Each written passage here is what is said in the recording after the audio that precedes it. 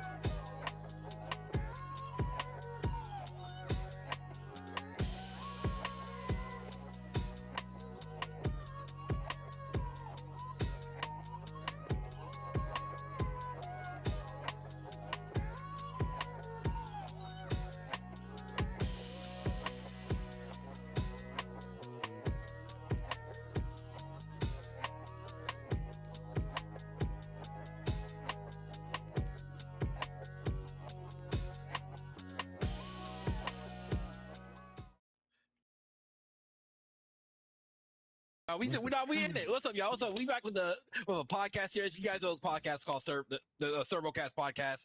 So the name's been changed to the play phase now, y'all. We need a little bit of change here for 2026, so that's what we're here for. So did you even start the stream? Nigga, it is started, nigga. Oh my god, he about to get beat. But so yeah, play phase season 2, episode 1. Title of this podcast is Why Good Studios Die while live service games, and also Discord wants your ID. So yeah, and as you guys know, Discord likes to protect the children apparently. So that's what we're here for. We're here to talk about the craziness of Discord. So I mean, I hope that you all know everybody here. So we're just gonna name out the guests. Bongo, what you doing? What's up, dude? What is with this shiny teeth profile picture? I'll put you on the spot, bro. What is with this? I like Chip Skylark. What? Okay, well, shiny teeth, you like Chip Skylark. Okay, that's cool. That's cool. So we're gonna go ahead and get our. I'm a Chip Skylark. I actually am. I am. So I'm gonna go ahead and set the mood with y'all today. All right. What is a game that you guys picked on a whim this year that completely took over your schedule for a week, maybe for a week or two? Name any game. Now, why is that, Bongos? Why did that take your time? What they do to the game? Because the game was shit. Oh, what's fun about it? Tell me. The gameplay loop is fun. The gameplay loop is fun, and the end game is fun. Okay, in game, that's good. That's good. Did they actually make it? I guess if it's fun to you, they made it better. I mean, because the game. No, it's still a buggy mess. That's why I kind of been avoiding it myself. Honestly, at least be honest about it. I mean, yeah, I will say that definitely. At least be honest about it. Ridley, what about you? What game has been taking up your time in your life? Where Winds Meet. now, really, why is Where Winds Meet taking up your life? Is it because there's Asian women in it? Yo, leave my dog alone, bro. No. Please give us some credit. Aside from Asian women, what do you like about that game? No, the combat is the lore, the combat, and it's a Wii show. Titties? Legit. No, for real. Nah, actually, believe it or not, if you actually go look and see, it has nothing to do with that. Honestly. So it's like you said a Wuxia action game. That's what it. Yeah, and plus it's PvE and PvP, so you don't have to PvP if you don't want to. Are you fighting monsters or something? No, you're fighting actual people and shit, bosses and shit like that. It's a whole big ass story. So is it like Dark Souls in a sense, or story wise or gameplay wise? You can play it like more that, Sekiro. Yeah. You can set it. You could pick your own setting to run it on. Okay, I feel that. If you want to play does that game have a face scan? Or yes. Yeah. People are making those fucking horrendous creations. Yeah. Yeah, I saw some TikToks. Someone put fucking Thanos in the game. No, somebody put that picture of Speed where he's like trying not to laugh. Somebody scanned his face. And it looks so funny. And then there's somebody scanned one of the that picture of the Navi, the one that the military Navi dude. They put his face in. It actually looked really good. I saw something with that with Michael Jackson, if I recall. Someone scanned Michael Jackson's face in, and I was like, "Wow, that really is fucking Michael Jackson. That's kind of crazy." I don't know, man. I might give it a shot because it doesn't seem too bad, and it's free. And those two things, yeah. But Vanta, a lot of people don't like to play free though, Vanta. That's the problem, though. A lot of people don't like that. yeah. True. No, it's usually free. The problem with free is it usually means freemium, which is not the same thing. Bust out your wallet. Here comes the currency. Download it, and while I'm on that, I might actually download. What's that one game? Shout out the boxes. The crazy thing is you necessarily don't have to go multiplayer or anything like that. Certain aspects, I think you're kind of forced to. Yeah. But that's far in between. But if you just want to say if Zago just wanted to run the whole game solo, he could do that and just run Souls-like mode, which is what did you call that? Legendary. He can Yeah, do that. I ain't a pussy. Sure Cial, about that? what game have you been playing that's been taking up your time? I had to check my Steam stats, and apparently, like the last 2 weeks, I've been playing 83 hours of RimWorld and 57 hours of Coral Island. What is this Coral? What is this Coral Island? What is Coral this? Island? It's a farming simulator. Like it's like Stardew, but like 3D, and it's like it's got Asian girls in it. Oh, really? Hop on, nigga. No, but it's got like this like southeast like Pacific theme to it. Like you're on an island, and it got like I don't know. It's just like 3D Stardew. It's farming sim and everything that comes with it. It's got an environmental theme to it, so you're like cleaning trash of beaches and stuff. So I like it. That's good. That's good. That's real good. Vanta, what about you, sir? Let me see. Steam stats. I'm playing Helldivers, which because we just failed a freaking what was it at MO and let's see what else. I think we just played. Oh yeah, we played that demo for Toxic Commando. That was pretty fun. Oh, that was fun. For that one. I still need to sit down and try to see what. Yeah, not really. You'll like it though. It's like open world World War Z in a sense. I mean, that's what kind of with a little bit of flavor to it. You know, Back for Blood flavor in a way, but it's better than Back in a for Blood. good way. It's like the good parts of Back for Blood. In a better way, you mean? Other than that, I'm also playing Xenoblade Chronicles X, which I think leads into one of our topics this week. But yeah, that's actually really fun. It's weird because it's the best way I could describe it is it's like coming off of Xenoblade 1, it's weird because it's like it's almost like an anime but with like American, you know, when they put like American characters in anime and they're like hell yeah USA and it's like they're like weird and generic. That's what it feels like because the basically the plot of the game is like humanity had to flee Earth and most of them were exterminated, but one was like one ship made it to another planet and it's called New Los Angeles. So it's literally New Los Angeles, but it's like anime-ish, and it's like okay, like it has a character creator and everything, but it's weird because it's like anime. I don't know how to explain it because it feels like anime, but trying to appeal to the Western audience. But it's a JRPG, so it's very weird. It's a large emphasis on exploring. So I don't know. I would try it like. And it just got that new. Well, I don't know if we're going to talk about it later, but the Switch update. Yeah, we can definitely talk about it later. Yeah, for sure. Aiden's, sir, what you been up to? What games have you been playing these past couple weeks? Well, to be honest, Let's see here. He might be here. If he's not here, I know he's probably busy doing something. He'll be No, I can hear him. John just keep talking over him. I don't. He lagged out. Yeah. He'll be back soon though. No, I guess you lagging out, Chief. We can all hear him besides you, Sean. I can't hear him. No, I can't. I can hear him. No, he left. He like Zago left too. Yes. How can you hear him? I'm here. Yeah, Zago's out the room and okay, Sean, Bongos is back. Out. Or Bangos is back. There he is. Okay, there. Hello, Wait, hello. no, Yeah, hold up. I don't see Bongos anymore. Wait, I can hear you, Aiden. I can hear That's Aiden cool. perfectly fine. Wait, hold on. I can't. Yeah. Hey, yo, you good now? I see Bongos. Yeah, lagging out. Okay, here, hold on. Oh, okay. If I'm lagging out, hold on. Let me back out real quick. Hold on. God damn, your mic was fucking up and everything. You said you hear Aiden? I don't hear him anywhere. Aiden's was just talking? No, I don't see him anywhere. I don't He's see right you there. I'm here. No, it's just me, you, Okay. He don't got a Sean, picture, Irene, that's why. I'm here. and Dark. Yeah. Okay, I'm back. I don't know how y'all can hear Aiden's. I hear him right now. Real quick.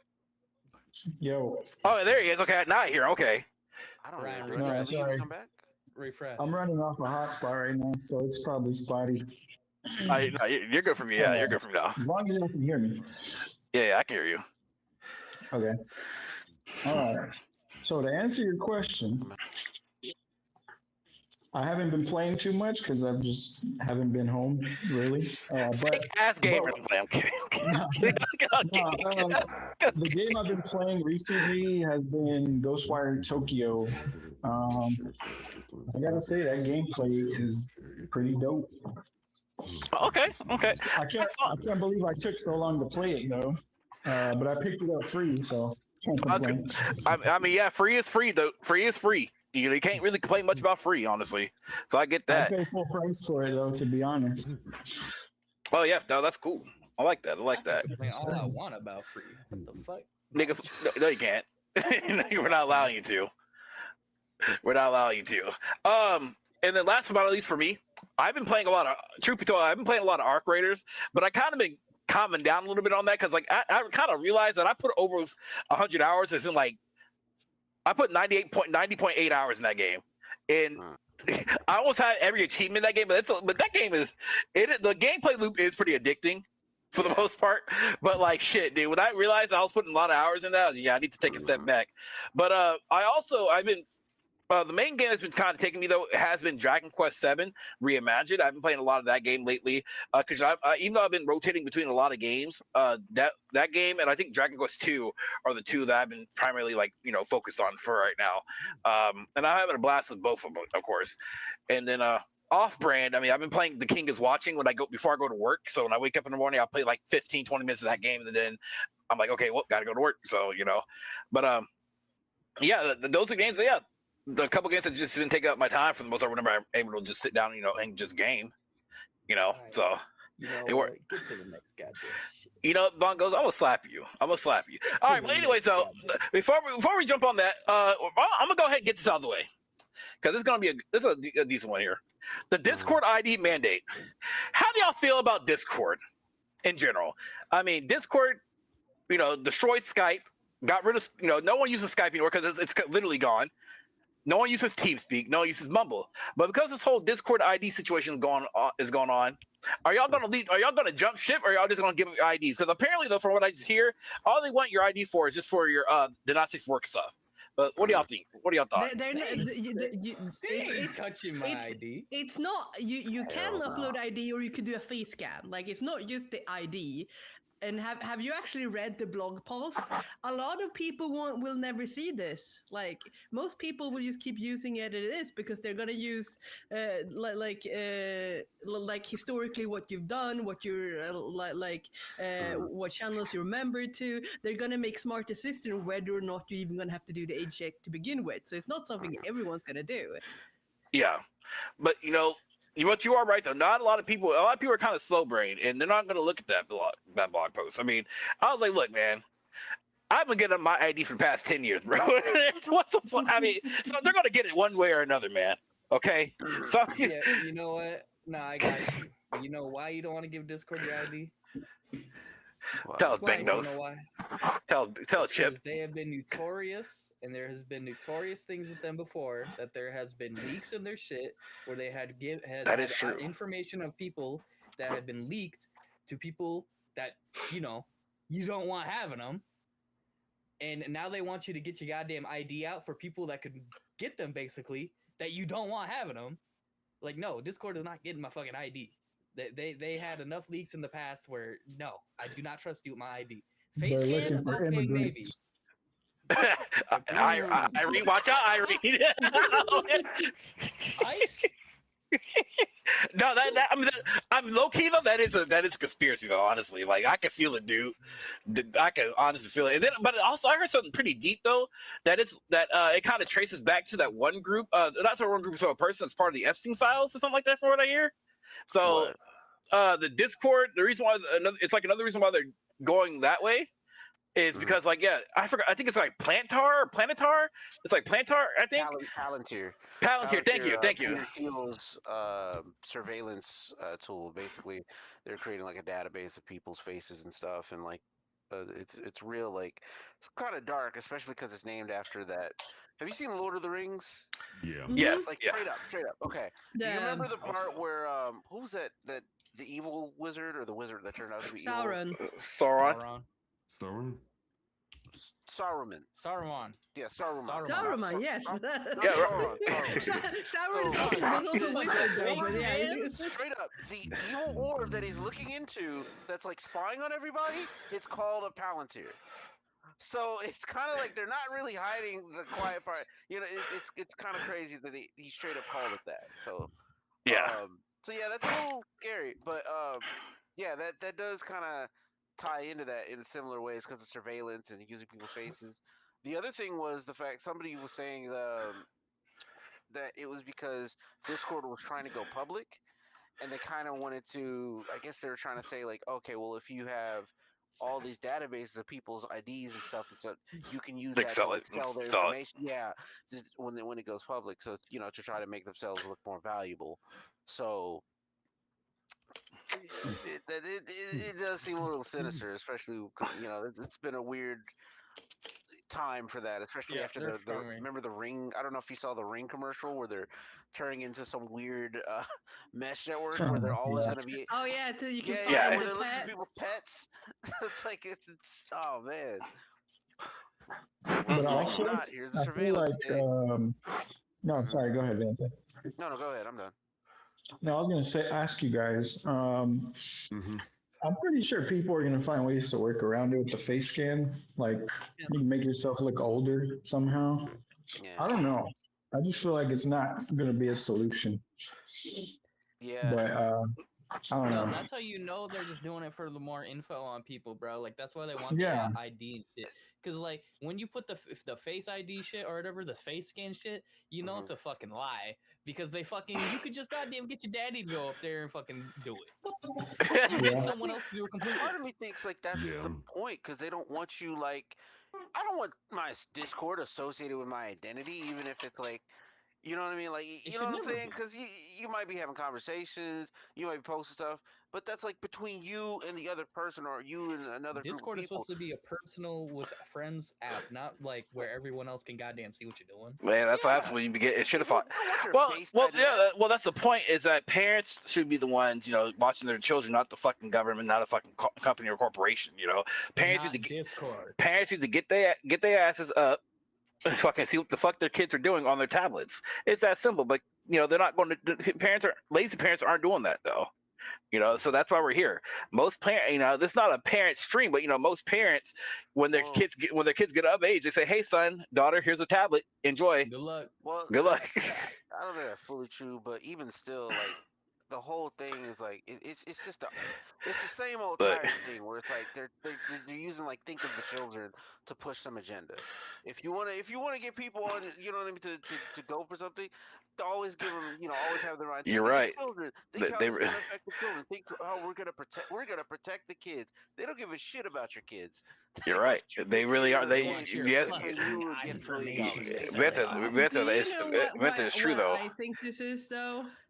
I think this has nothing really to do with Discord at all to begin with. The fact that they've already rolled it out in UK and Australia kind of tells me that this has more to do with like government policies of keeping teenagers from porn. Because there's a bunch of like not safe for work like Discord and like content in Discord here, and they're like.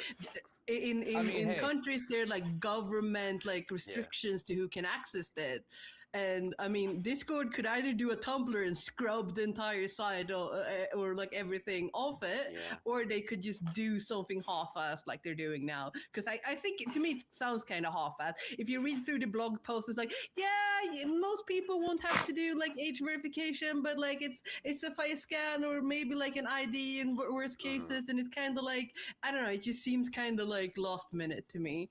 Mm-hmm. Yeah. To be honest. And like I could see that point because I ain't gonna act like Discord is like the most like saint app ever. There's a lot of those servers that shouldn't be a thing. I agree. And we all know what kind of servers we're talking about. Just random like dating servers.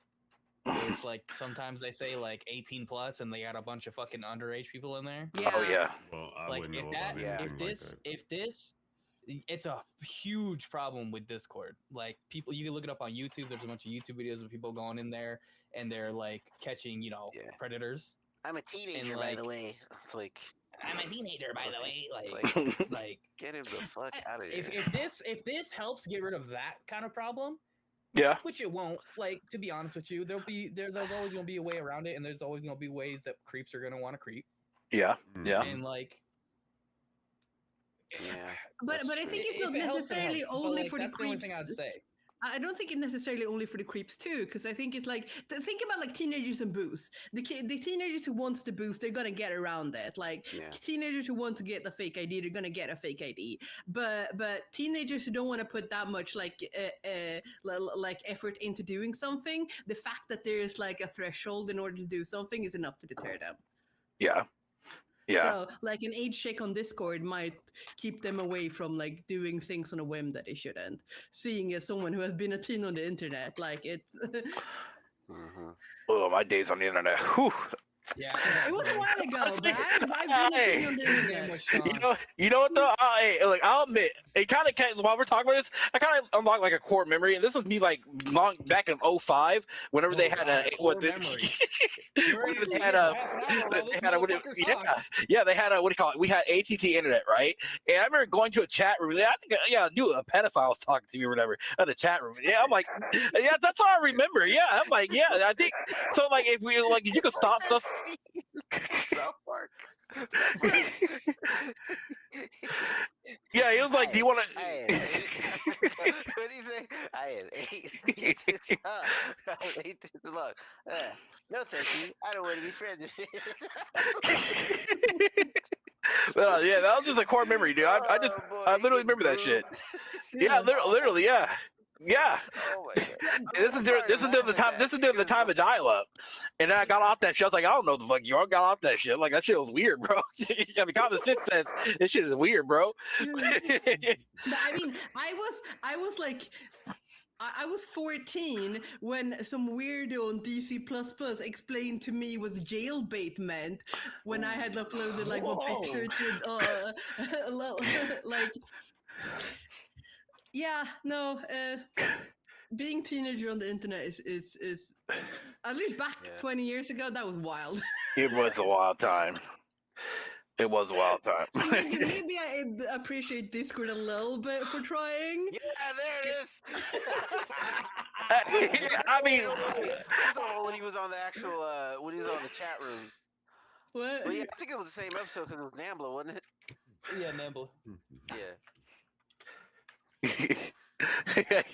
Ultranoid says. Ultranoid check says. I feel like dodged a lot of bullets. Yeah. Yeah. I'm good. Like, this being on the internet definitely raised your chance of getting groomed. If you were a child at the time, because it feels like every other YouTuber or famous person that got famous at some point just pivoted to, what if I tried to go after these minors? What if I tried immediately? At some point? What if I tried to emulate EDP? Crazy. Right, we don't got to talk about EDP, Brian. That's a different round, bro. Yeah, EDP 445. He was a big black dude who wanted to go meet up with a minor, and then he said, "I want to go get a cupcake or something like that from her." Or some shit. I just came here to get a cupcake. Oh, that guy. And yeah. Are you serious? Yes, dead ass serious. And he ruined his entire YouTube career off. Why does this keep? There's got to be why?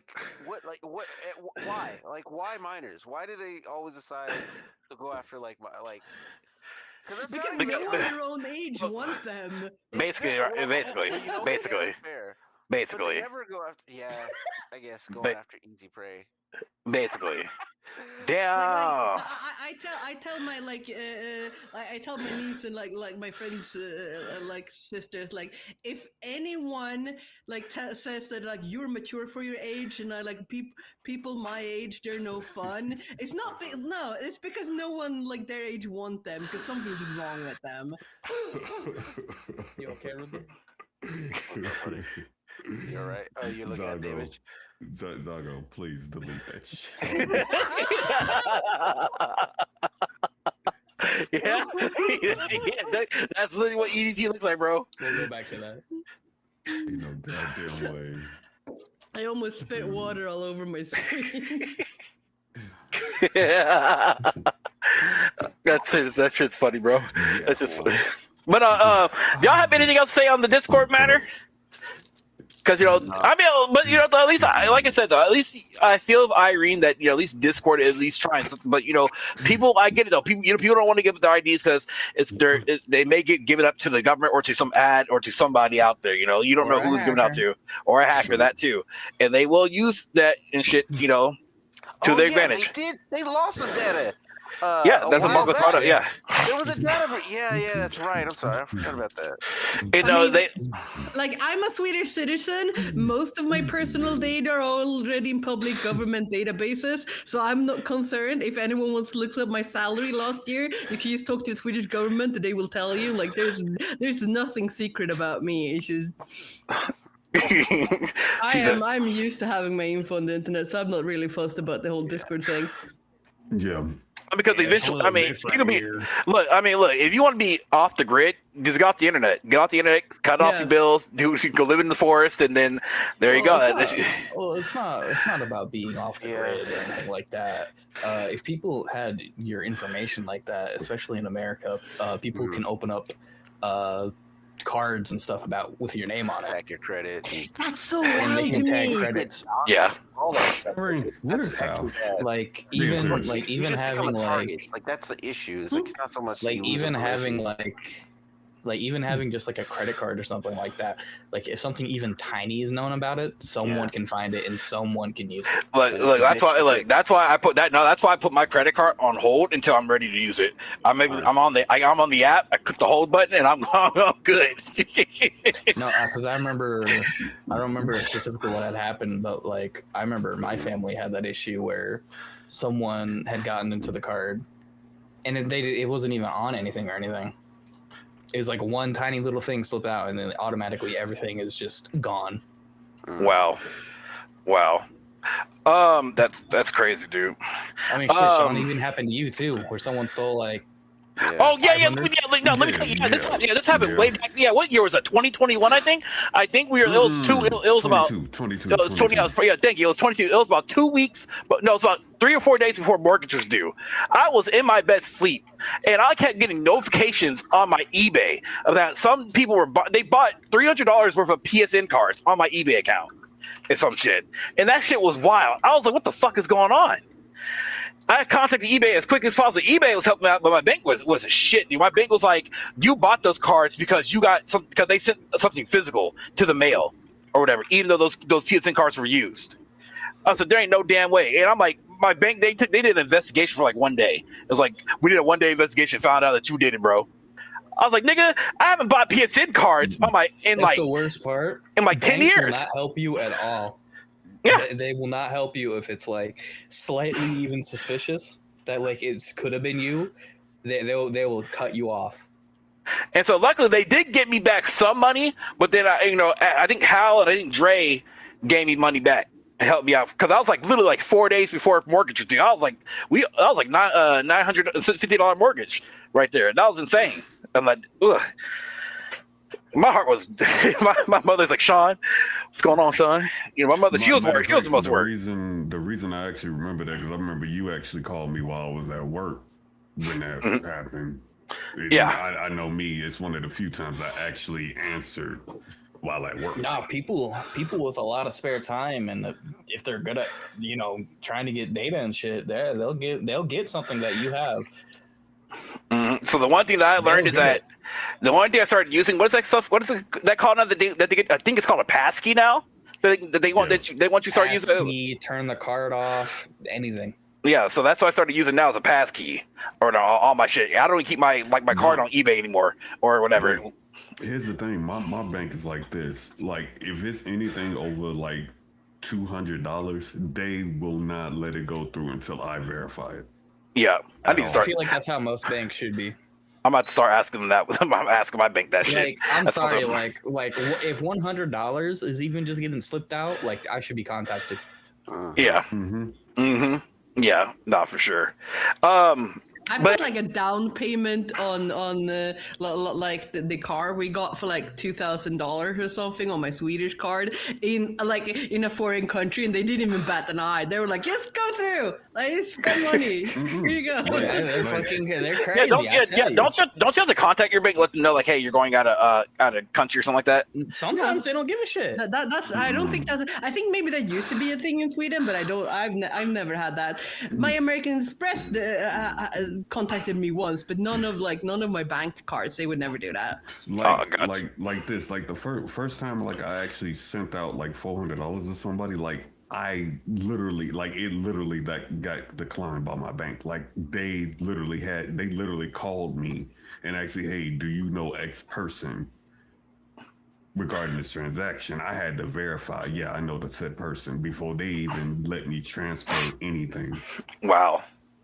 Well, that's life is hard, man. Modern world is crazy, y'all.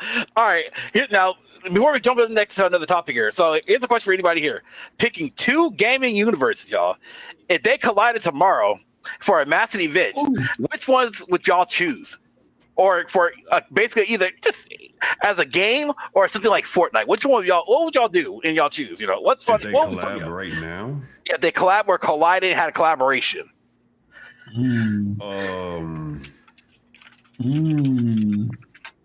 Magic and Destiny.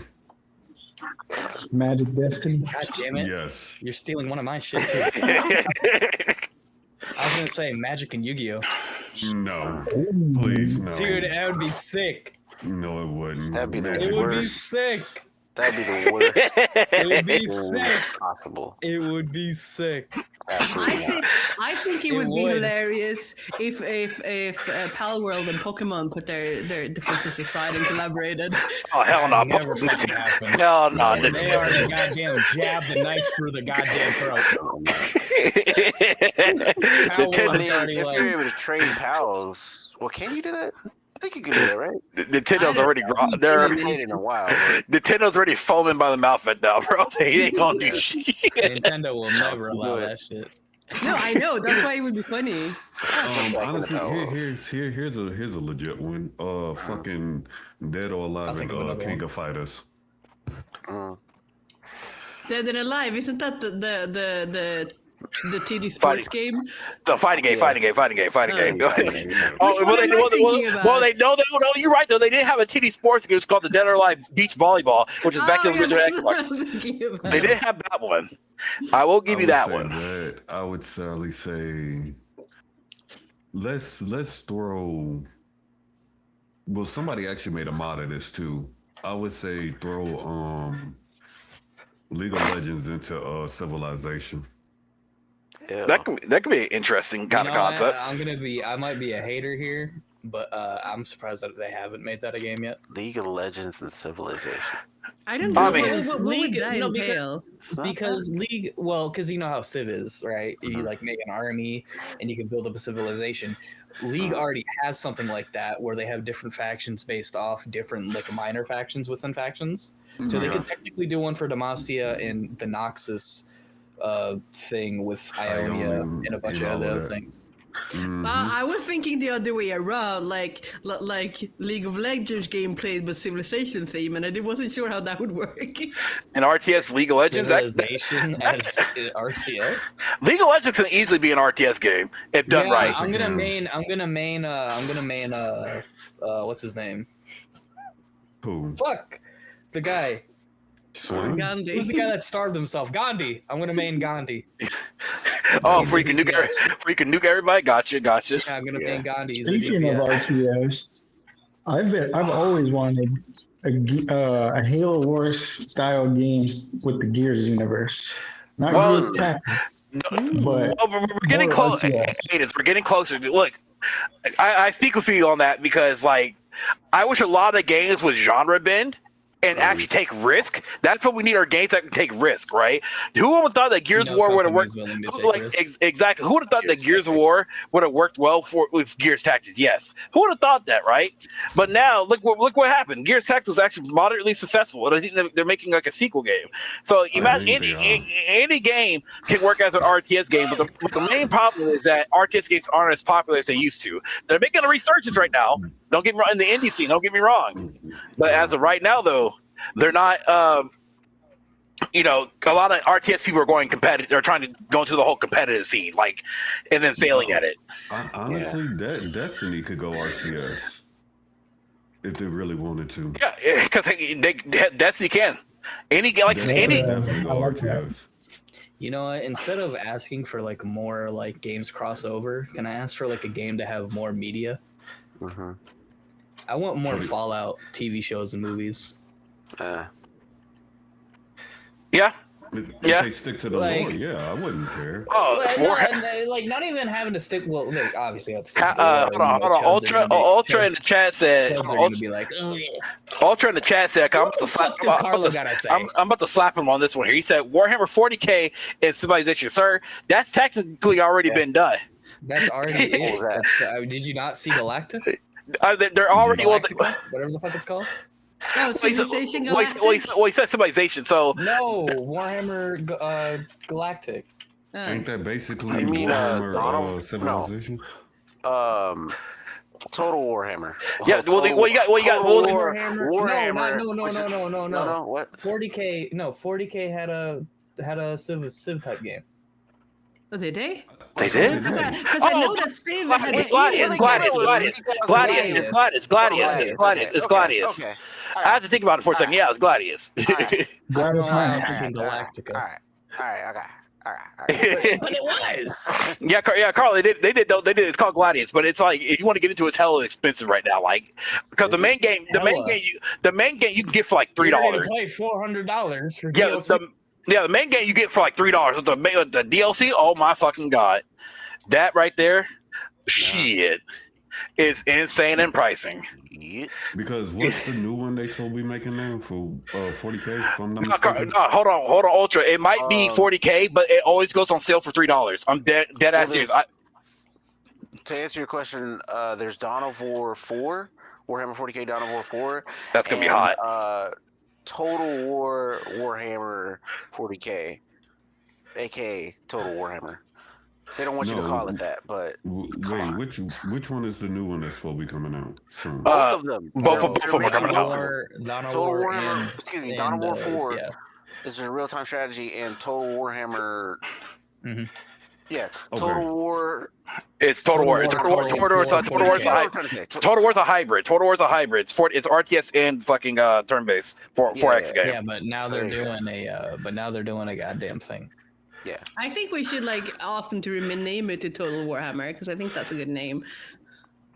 Well, the thing is, I don't mind the RTS. The difference between Total Warhammer and 40K, there actually is two different surnames. So Total War is when you're going into the Sigmar and the other stuff. 40K is when you're going into the futuristic and space shit. I know the differentiation. I got my first older army before you were born. Ooh.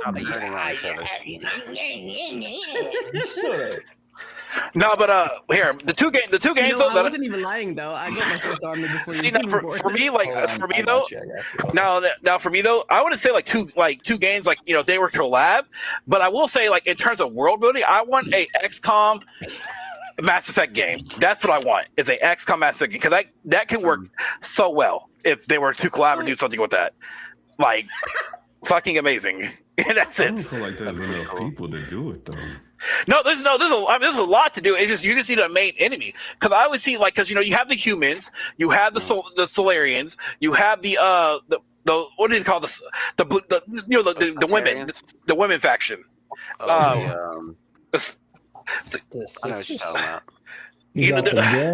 The Geth, you have a lot of factions in that game. You could do it. You have powers like XCOM. You can create them look. Put it like this: if Star Wars can create an XCOM based game, Mass Effect can too. Like, what Star Wars? they're coming out. But the Star Wars universe is far bigger than the Mass Effect universe. Sorry. Thank you. Sorry. And to answer your question, though, it's Star Wars. It's called Zero Company. It's probably coming out this year. And you're like a mercenary group. It's being developed by Bit Reactor. But I think like with Mass Effect, there's a lot that they can expand. But the problem is though is that you have fuck ups like EA and BioWare basically. Yeah. It can be done. It's just EA will have to like lock in, my nigga. But I don't see EA locking in in order to do it. I can't. As much as I look, because I have a little bit of faith in EA. I like a little bit. I don't. No, I'm gonna be honest. I lost some faith in EA. Studio, fucking not sucks. EA.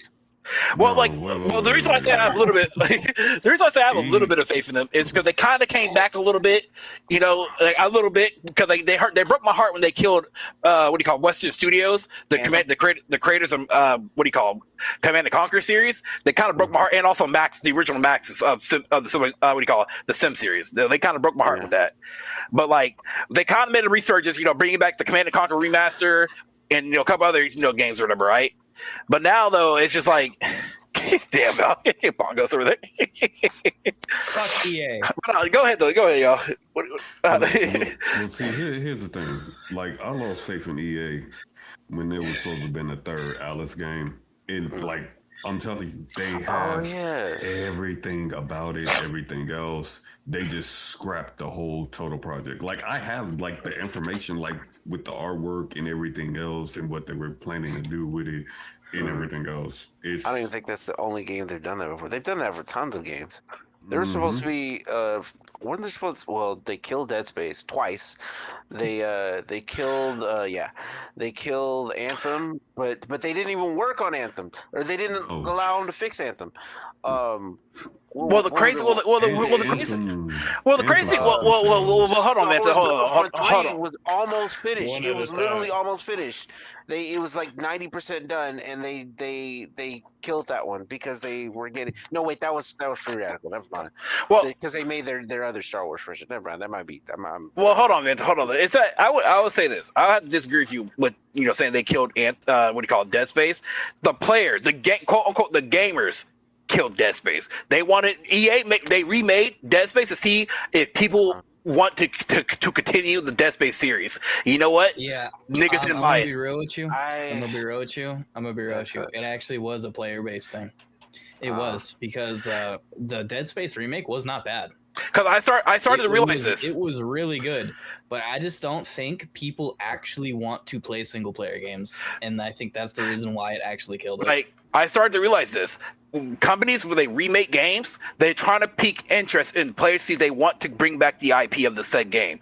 If people don't buy the remake, they don't want to continue. The IP is dead in their eyes now, and a lot of people, if they want a Dead Space 4 or whatever, more continuation Dead Space, because back in the early days we had a whole bunch of Dead Space. We had Dead Space on the Nintendo Wii. We had Dead Space on PS3. We had a couple other games, but they're like, EA say, hey, let's dump some money.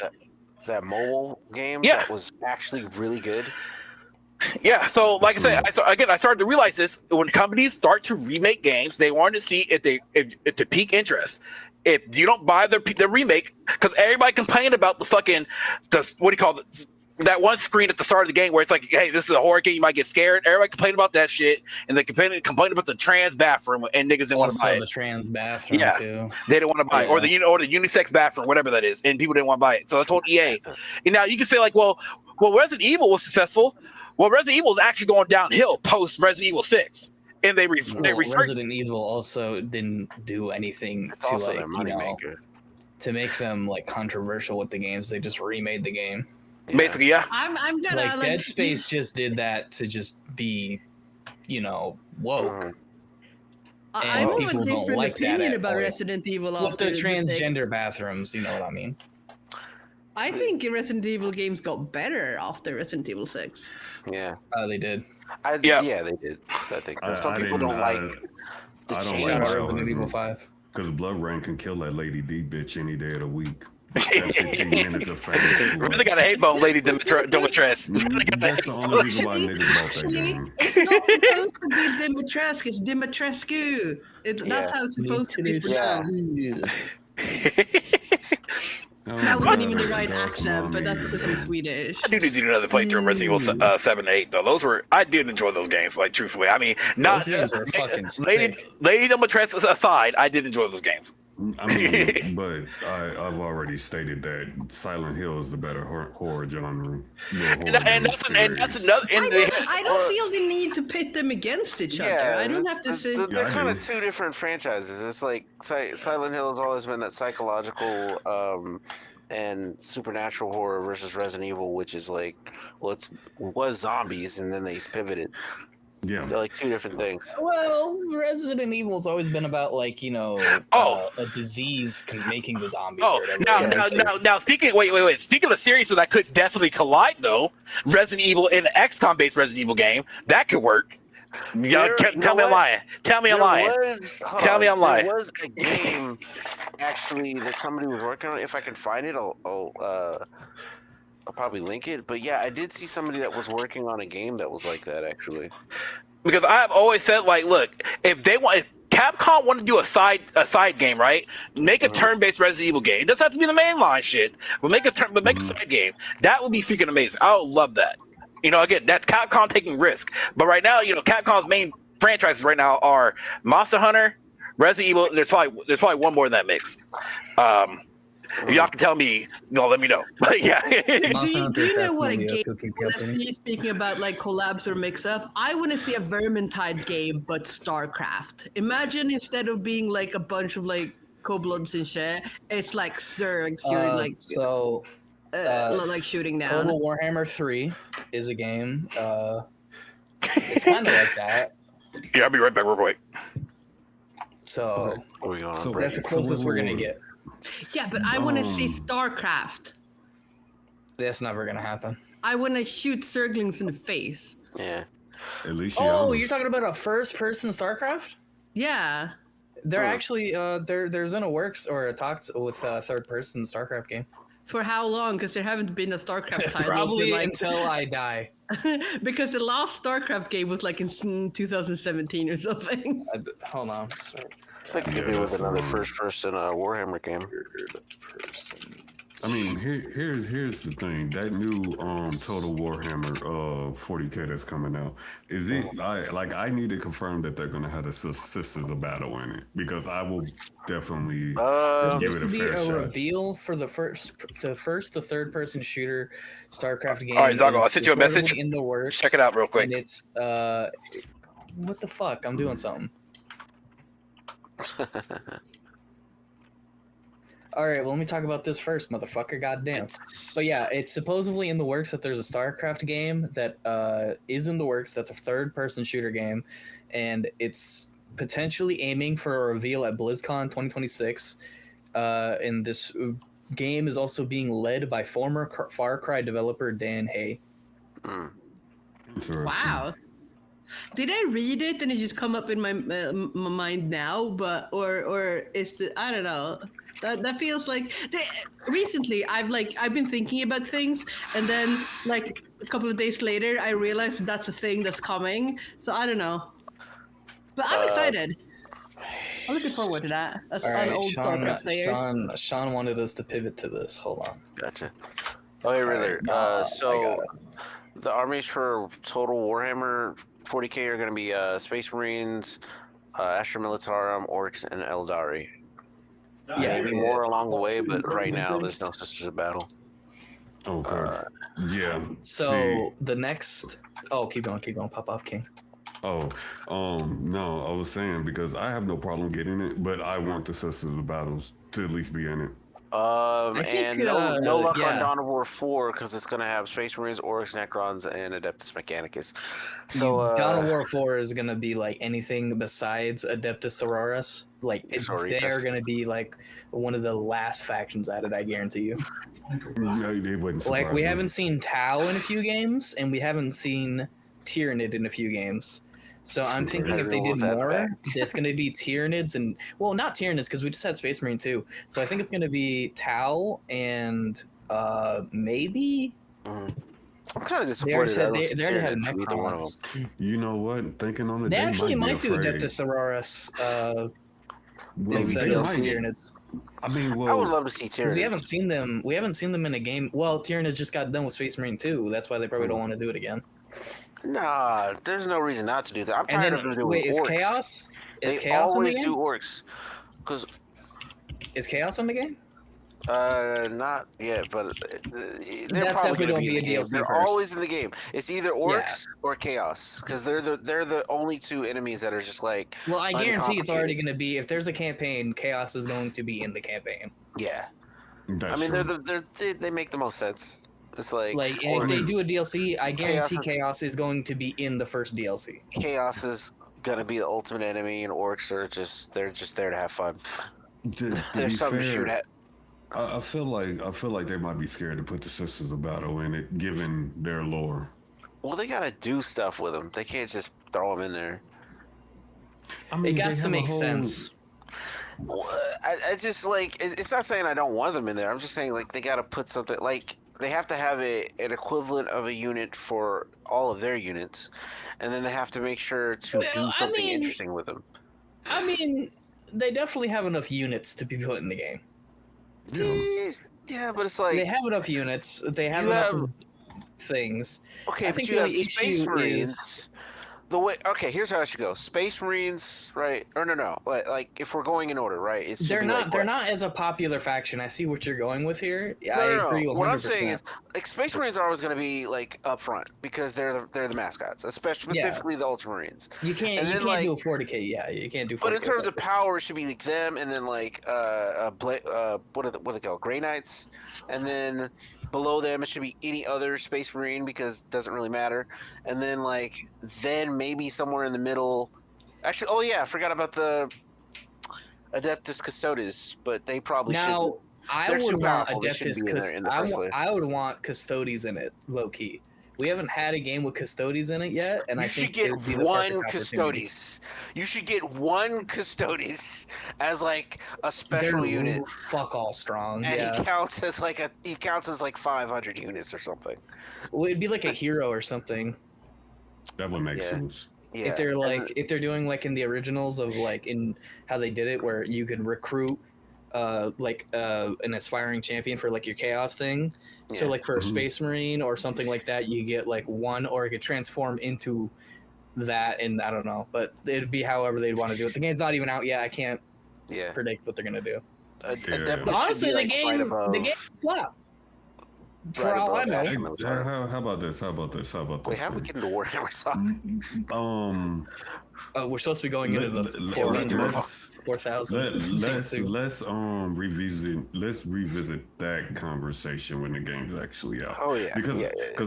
I feel like they have enough lore units and everything else to where it amazes me how they just get overlooked. Mhm. Vulture Scavengers of Death is a Oh, I mean, to be honest with you, Tau haven't been in the game for a long ass fucking time. So Yeah. I wouldn't be surprised if Tau. I'd be surprised if Tau didn't get a DLC. But Tau isn't very popular, is it? Yeah, but they haven't been in the game for like. Yeah, but if they're not popular, they're not gonna put them in a game. Trust me, they'll do it. They'll do it. I don't know. Like The Tau. If I and also I Just think put Tau are put just some one of the sick most popular mech suits. factions. yeah, but I feel like there has to be people who likes Tau in order to like. There is a lot of communist loving Tau lovers. Okay. Yeah, Trust no, me. but I'm just like I just thinking about it, or maybe this says more about like my friends, but like I can't think of a single person I know that has a Tau army. mm.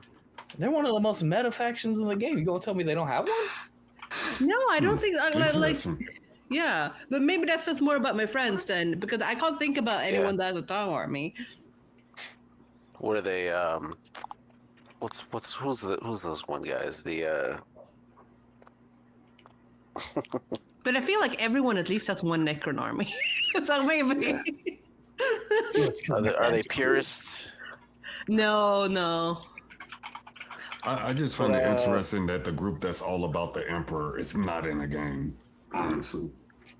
Well, I mean, Space Marines you are mean all them? about the Emperor. They really are. If we're being honest, that's kind of doesn't narrow that down. If you want a Space Marine faction all about the Emperor, like they should just play a game where like the what are they called? Yeah, the Black Templar. Just play that a game with that faction, and there you go. All right, I'm back. All right, Sean's back. Let's pivot back to this to the Marvel Rivals 40,000 day disaster. Oh yeah, I did want to bring up, because you were mentioning, we could probably mention this later, but take a look. You know what's funny? I can see Aiden's battery power. Aiden got 30% battery power on his phone. Go ahead. I can see it on this app. On this thing. That's crazy. Go ahead. Sorry.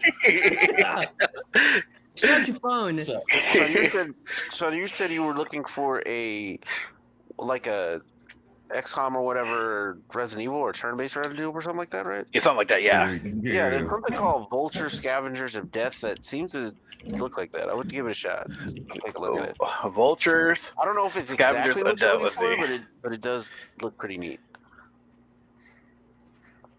Okay, coming soon. It does look actually pretty cool. Yeah. See, it's a tactical turn-based horror inspired by 90s survival classics. Yep. Let's see. On Operation Scavenging Infested Metropolis materials. Okay, yeah, actually looks pretty good. Yeah. Oh, I like the graphics. Yeah, I can do it. Yeah. Old school. Hell yeah. There's a demo for it. I'm gonna try that. I'm gonna download the demo. But no, what are y'all on the Marvel Rival shit yet? Yeah. We're getting on it right now, but y'all keep fucking goddamn going to the goddamn fucking topics. Go to the moon. We already know what this is about. We already know what we already know what this is Oh, about. nigga, we ain't free. Keep going. Kingsman and the lady, you know. No, I don't forgot her name by now. Actually, no, I don't know a lot of information. I didn't really care about it, but y'all go ahead though. Y'all talk about it. Tell me about it. I know. And we're talking, and Riddler wanted it to be about the event and how integrity versus casual vibes. Yeah. Yeah, but I feel like talking about like competitive And where the versus line is casual and talking about that cup is kind of the wrong thing because that wasn't even a competitive that was a creator cup. So I feel like going in expecting to go hardcore when there's a bunch of streamers there to create content was kind of like the wrong thing to do, even though everything that happened to him is like kind of sucked. I'm gonna be real with you. Okay. I'm gonna be real with you.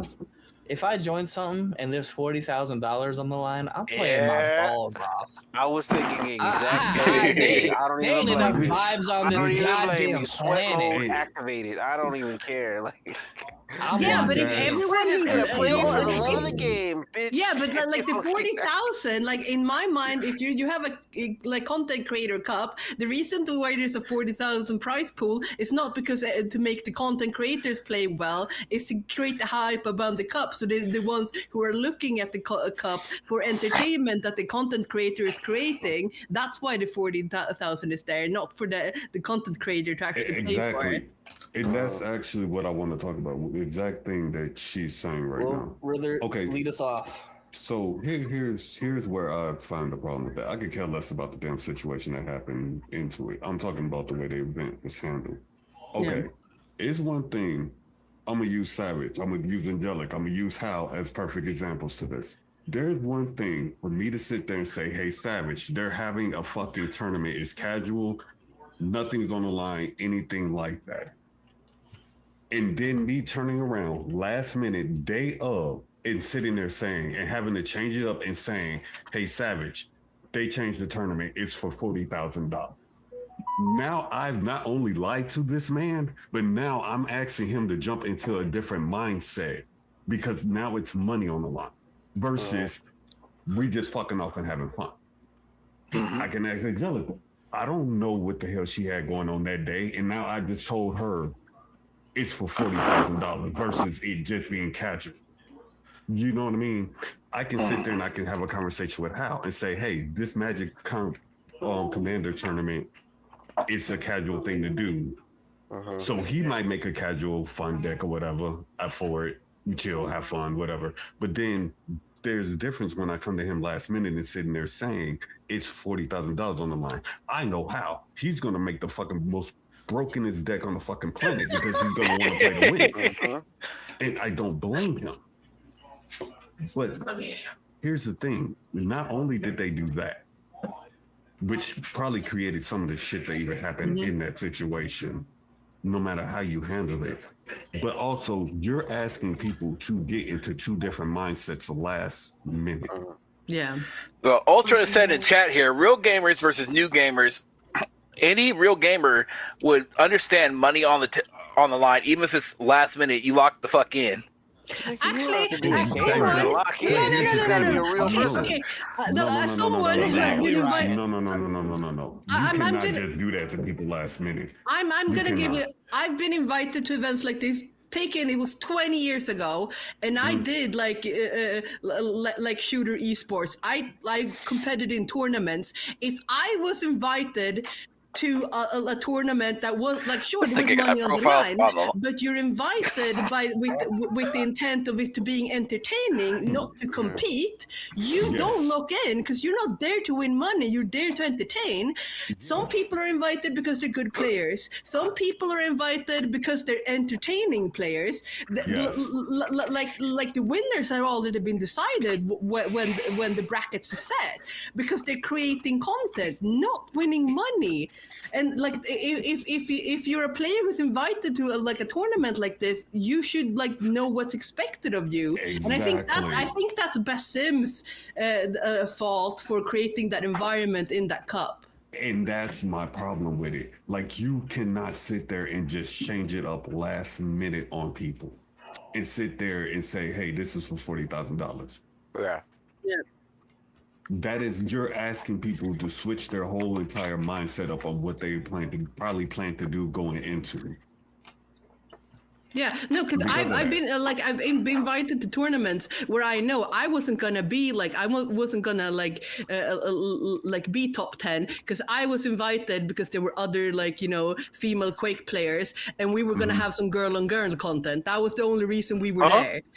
Oh, repeat. They said girl on girl content. Yeah, no, that's what we kind of That's what we kind of called it. It was basically the nerd equivalent of mud wrestlers. Two girls going one-on-one, because some of the dude we would be up against, we would have been trash because we weren't actually competitive players. We were just good enough to get invited to tournaments.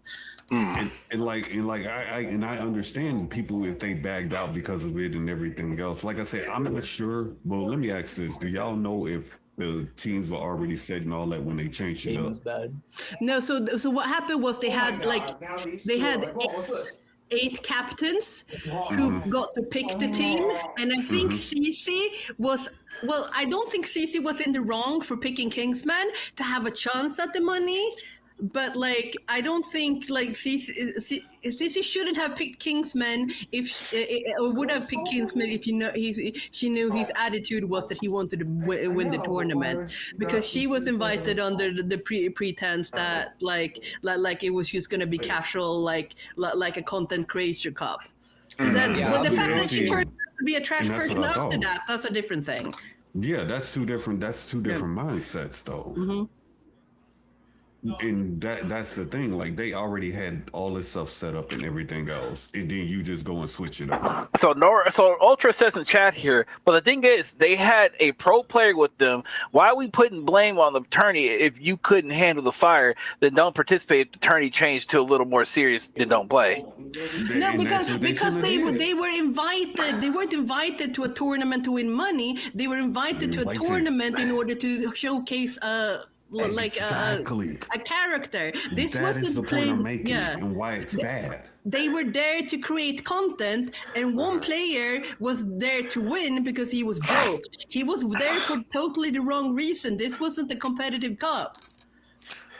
Wait, my question is then, when exactly was Kingsman locked in for the team? Was it before or after the money was announced? The team was picked after everything was set. The captains picked the money after the money was set. Yeah. And I remember hearing specifically whenever this drama did go off that Kingsman has told his people time and time again that he wanted to, he said to win. that was after the money that was announced. To him that he wanted. Yeah. So, in my opinion, they knew full well that he wanted to play for the money, and they knew full well he was going to be a dick about it because he wanted to win. And everyone in the DMs, you can even go look it up on his video. Okay, so they even agreed with him. Wait. Hold on. So the teams were already made before the money was announced, correct? No. No. Okay, So they knew damn everybody- well what Kingsman was happened going was, into it wanting the money. What happened was a bunch of content creators was invited to this cup. That the purpose of the cup is to create content and showcase a character Showcase in Marvel Deadpool. Rivals. It just happened to have a large prize pool. Yeah. But the purpose of the cup, money or not, was to like showcase the character. And they were invited, like Cece, the widow. She was a known one-trick pony. That's why she was there. Like and Cece, who was the team captain, picked Kingsman because they got to pick the people they wanted on their team. I'm not sure if they talked before or after, but the thing is though, he came with a competitive attitude to a casual cup because there were money on the line. That's the problem I had with his attitude. So the whole thing was an invite to a casual cup that got changed into competitive. It's a content cup. The only people who were invited to the tournament was content creators. Okay, this was the competitive cup. That's not my question there. My question is like the invite originally was, as I am taking it, was a casual cup that got switched into a $40,000 cup, correct? So from how I remember it, Kingsman went into it knowing it was for money. I would say for your question, at the time, yes. Okay. No, that's where my problem the is. thing is though, the money is not there for the content creators to win. The money is there to create hype for the people who wants to watch the cup content. Because no one's gonna watch no one's gonna watch a cup with streamers if there's no money on the line. The moment you put money on the line, you create hype around the cup. But like the money was already there. It was there. It was promised. Don't play it. Being advertised. Yes, being advertised. This was a cup for content creators. Being invited to a competitive cup. Yeah, but like There's two Kingsman, different conversations. It's two different mindset. Kingsman was invited as a content creator. The fact that he's broke and needs money has nothing to do with it. I'm still mixed on that because I feel like, in my opinion, it has everything to do with it. No, but regardless of that, a competition is a competition. If like, you want to win, you know what I mean, you lock in, like, and then but the purpose of the cup that changes everything. Yeah, the purpose of the cup is not to win money. It's for a bunch of content creators to create content. Yeah, but in my mindset, in my POV, right? This is like, okay. This is like, I'm going to grab the homeless guy outside that has no money, no nothing, and I'm going to make him play in this tournament. And if he wins, he gets money. All right? But I'm going to act like I don't give a fuck about that shit. But I'm going to invite him on in, and I ain't going to take it serious at all. Like, that's like waving money in front of a homeless guy. Okay, totally. I get that. But like, that's what happened. The rest of the team are not in the wrong for wanting to play casual in a casual cup just because it has money. I don't disagree with that. Disagree with that. But the way they went about it was not right. Oh, yeah. The way they went about it, the way they got him kicked, everything like that is fucked up. But I think Kingsman was wrong for having those... I think Kingsman was in the wrong for having those expectations of his teammates when it's a content creator cup made to showcase a character and to entertain an audience. I feel like, in my opinion, since it is technically a content creator thing, and if we're going in that route, they should already have a higher mentality to not even act like that.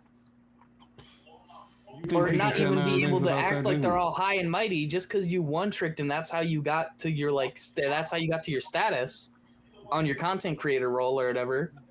Like, shouldn't there be maybe I don't know what these streamers' mentality are, but like every content creators are different. Yo, nerd, thank you for the raid, dude. I appreciate that on the Twitch side.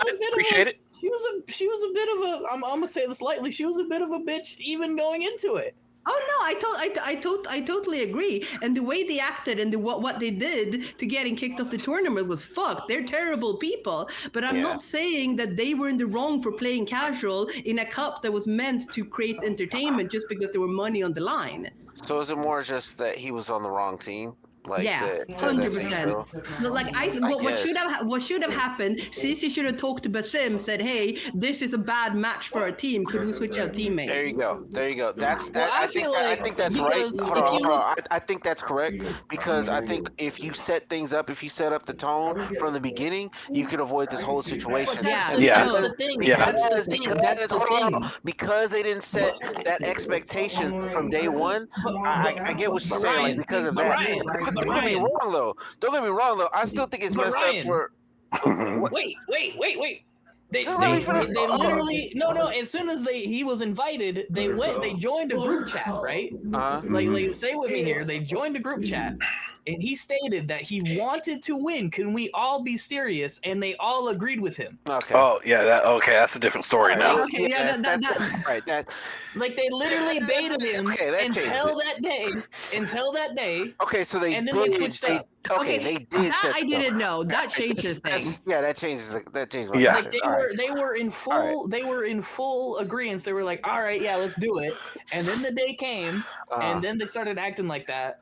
And then that whole situation. Right, yeah. All right, my bad. Yeah. That recontextualizes it. That makes sense. Okay, then in that case, then can't really defend that. That's Yeah, that's why she's not even still anymore. 40,000. I'm not saying. I think he might not have needed that money, but like I still think that's crazy to like not do your best to win $40,000. I think that's crazy. Now, in that case, yeah, if they had already all discussed that and it was already like agreed on, then yeah, like I could because nigga, that's $40,000, baby. But I'm saying, I remember that group chat they literally had made right when that team was picked, and he had begged his team that he wanted to win, and he made it a whole point, a whole thing, and then that day came, and then it was all fucked.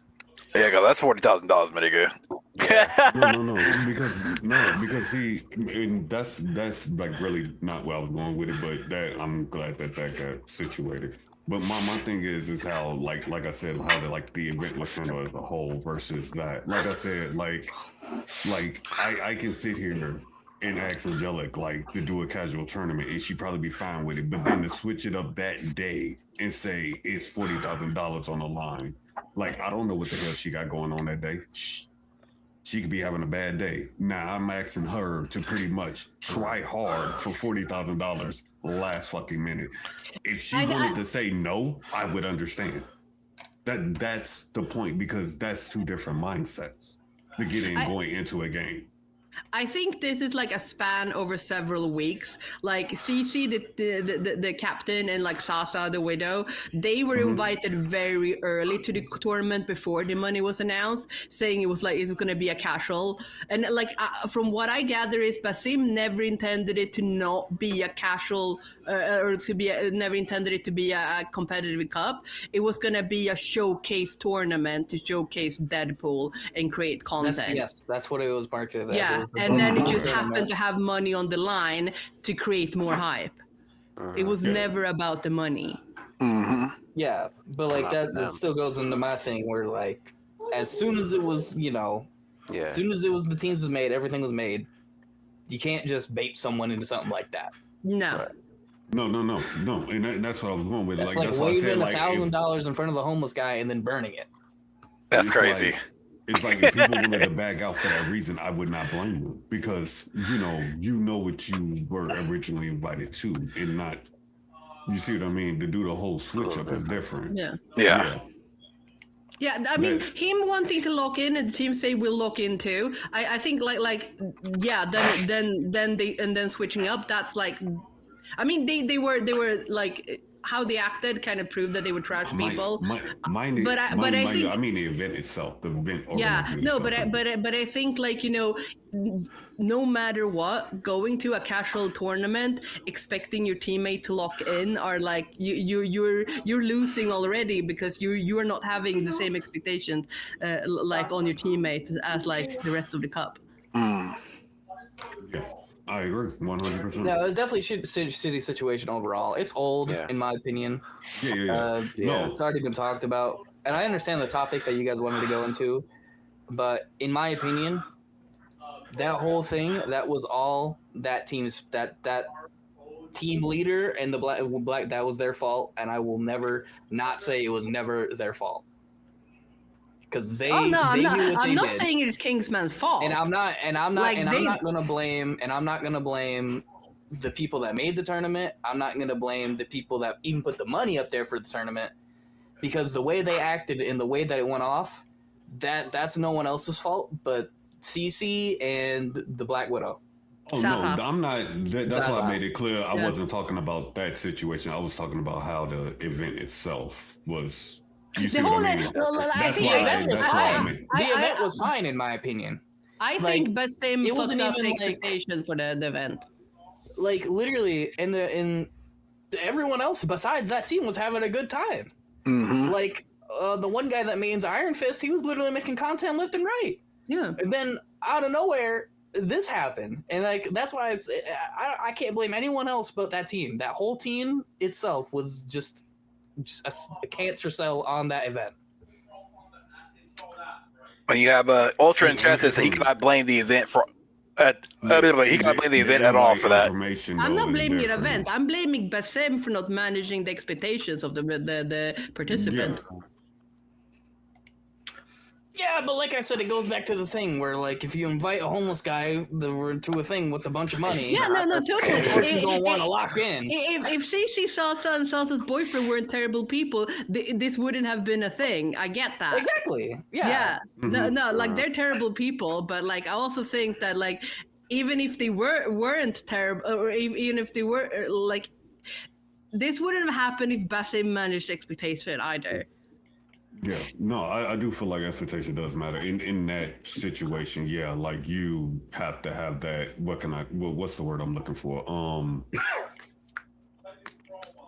Conversation at the beginning. What you all are going in for as a team? Are you going in casual, or are you going in to try to actually win? That does matter in the end game.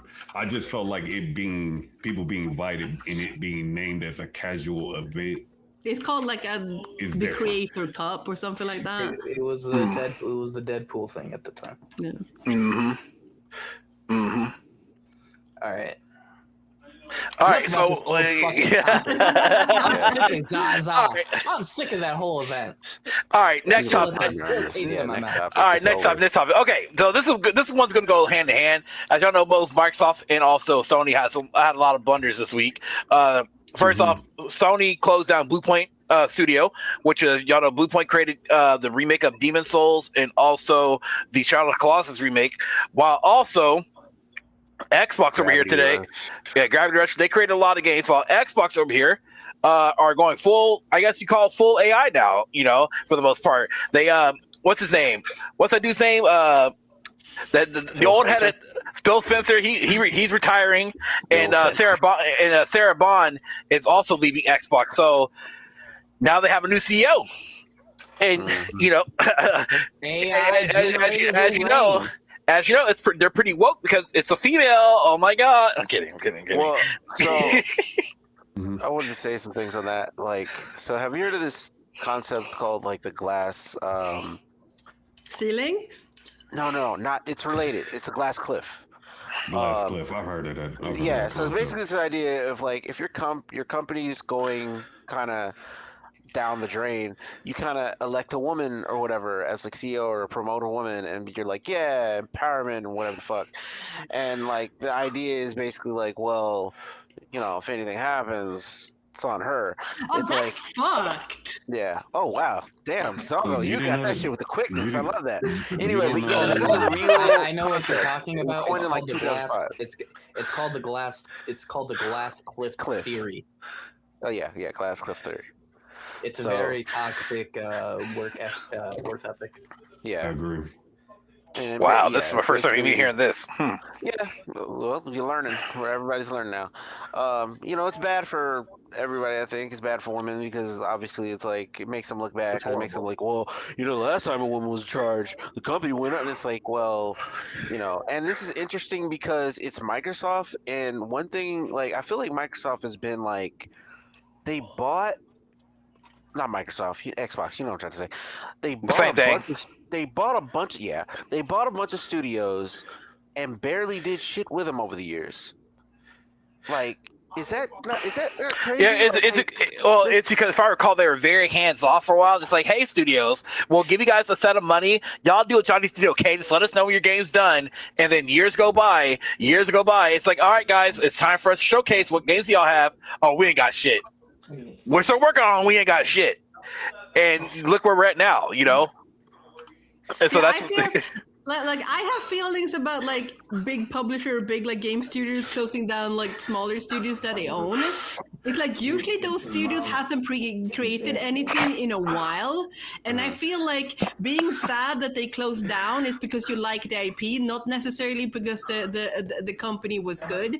Because if it wasn't owned by a bigger company, that company would have already, or the studio had already shut down if they were alone in the wild. Well, this is why I say, like, this is why I've always been saying this for the past couple of years. Gamers are the worst demographic when it comes to anything. I say this because you have gamers out here saying, man, I hate that games take 30 years to come out, man. I hate it. Okay, these studios, they can create these small budget games, probably cost a good $1 million. They create it or whatever. All right, check it out, guys.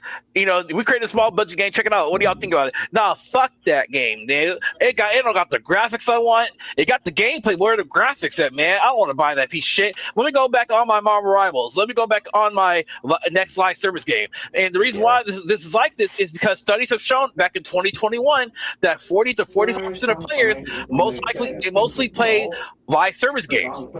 Any game that has a battle pass, any game that with like games like Marvel Rivals, Where the Winds Meet, Arc Raiders, there are plenty of games out there that are all live service games because that's what people love to enjoy. No one's playing. What the thing is, though, what people don't understand is that single player games is what created. It's the backbone of all this shit. Without single player games, I'm sorry to tell you, the next live service game is about to die pretty soon. Sorry to tell you, or whatever. But going back, but pivoting back though, is like, yeah, Microsoft and Sony right now, they're in such a weird position that Sony, if you look at their charts recently, right, and it's so weird how they shut down Bluepoint. All they do is like Bluepoint be like, hey, Sony, recreate this Bluepoint, recreate this game. Okay, cool. Might sell millions, right? That'd be cool. That'd be cool as fuck. But they're like, Bluepoint wanted to decide hey, I want to make a God of War live service game. Why? We don't need another fucking live service game. Look, I enjoy live service games as much as the next person, but we don't need. That's the issue. This, and I mentioned this before. I'm gonna be real with you. Live service games, yes, they work sometimes, but the reason why they stay active as popular as they do is because they're free and they keep continuously updating that game for long terms. And some games, live services, High Guard as an example, fail. And that's a bad example of a live service game. I'd say Concord was worse, but yeah. That's the mega example, right? Concord, yeah, but like that's boring. We got to use something like new. How many times are we gonna kick Concord while it's down? I know, but Concord is endemic of like what exactly wrong. If you really take it apart, it was a live service game that was paid. You paid money at launch, despite the fact that there's no campaign. When you initially saw the trailer, it looked like a fun game with like actual personality and everything, and like it had a world, it had everything, but no like it wasn't. There was no what's the word? There's no campaign. There was no multiplayer. It was just another live service like Overwatch multiplayer hero shooter. To be honest with you, when Overwatch it wasn't even a good one. It wasn't even like an exceptionally better one. and Like- boring character designs. And if you ask people, they'll say, "Well, it's because it was woke." No, that's like the fifth problem wrong with it. There's so many other problems with it, and it's kind of endemic to all the other problems. Similar problems with High Guard, and similar problems with, I'm sure, like the next 5 High Guard, in my live service opinion, games that are coming out in the next few years. I'm sure. High Guard can fucking cook. I think people gave it a chance. I'm gonna keep it a buck for you. But the issue, the issue with High Guard, I get right? sad when I play High Guard because I feel like when I'm It's gonna going die. on the, Yeah. I feel like it has a bunch of like awesome gameplay features that shouldn't be in this game at the same time. And also, I feel like I should be shooting at something big because I'm in a big level, and it's like, dude, it's weird. It's a weird game. Imagine you fighting over a raid boss in order to help push to your fucking. Exactly. Can I wait? But can I be real? Okay. Go ahead. Now, High Guard has this whole thing. Where this is the issue. The game's doing too much. That wording. And I'm gonna be real with you. Since when is that a bad thing for a game? Like for example, that Toxic Avenger game's coming out. You literally can go travel across the map. You got a fucking car. You can go blow up big ass fucking zombies and shit. You got superpowers, fucking making shields, blowing things away with a crystal. You play the mini game to fix the engine. You play a mini game to fix the. You do the active reload thing. Yeah, when is doing too much a bad thing? Well, in this case, it is. Actually, you're mining, and then you're getting pickups and power ups, and then you're like refining your base. The mining thing was a bit crazy. The mining thing was shooting enemies, and then it's like, oh, you gotta pick up the thing, and it's all in a single. It's not even like a multi-mode thing. It's all in one mode. It's like 5 different gameplay modes and ideas in one game. Technically, the game. Too much, man. That's too many things. That's the reason why I don't want to play it. Despite the fact that you're on a horse. Why? Technically, the game. Right there. Technically, the game does have 2 phases, right? And that's when you go into the rating. Yeah, but that makes it worse. I've watched like my husband play this game, and I get overwhelmed, and I don't want to play it because it's the video game. It is the video game. Like if you saw High Guard on like a movie. Right, you'd be like, what the fuck kind of fictional ass game did they make where you're doing all this bullshit? It's like, you know when they make a fictional game and it's like, beep boop, beep boop. All right, guys, we got to get the sword of Denver to get the dragon of Flugel, and we got to, it's like some bullshit that they made up. Sword of Flugel. It's like, yeah, all right, guys, that was an excellent game of Call of Duty. None of that bullshit tracks. It's like, that's what High Guard is. It's this weird thing that they just slapped all this stuff together and got it. Like, I don't even think it's bad. I think it's just like you said, doing too much. I don't want to have to manage my ADHD when I'm trying to relax playing a game. But also the I need to put Titanfall I get it. in there too, just because. And also, I'm sorry, I need to pop some Adderall because I'm gonna go play some high. It's like look. I get that Jeff Keighley, he tried to help them. He tried, but at the same time, people do not want to see that game as the final game at the Game Awards, dude. That's the other issue.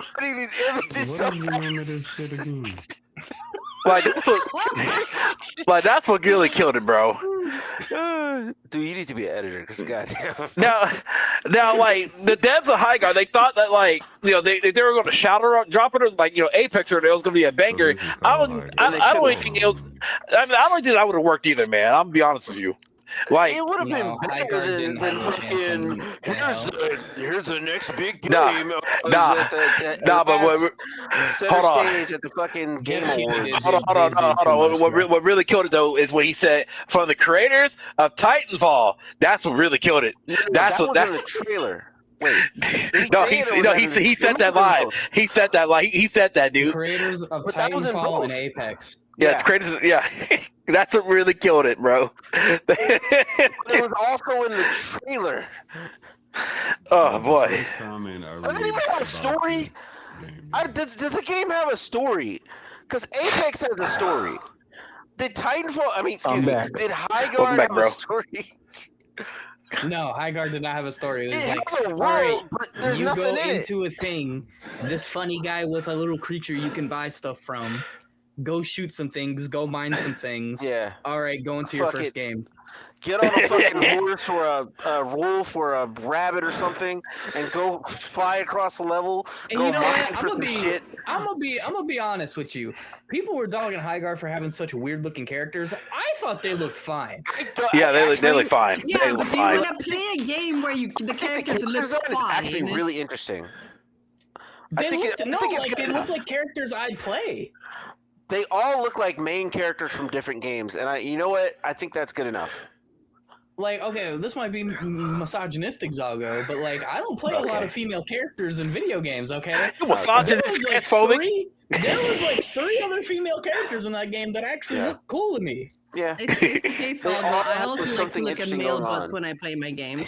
I do too. I'm telling how. I'm telling how. I hate I this. do I don't know. too. Man's got some good butt.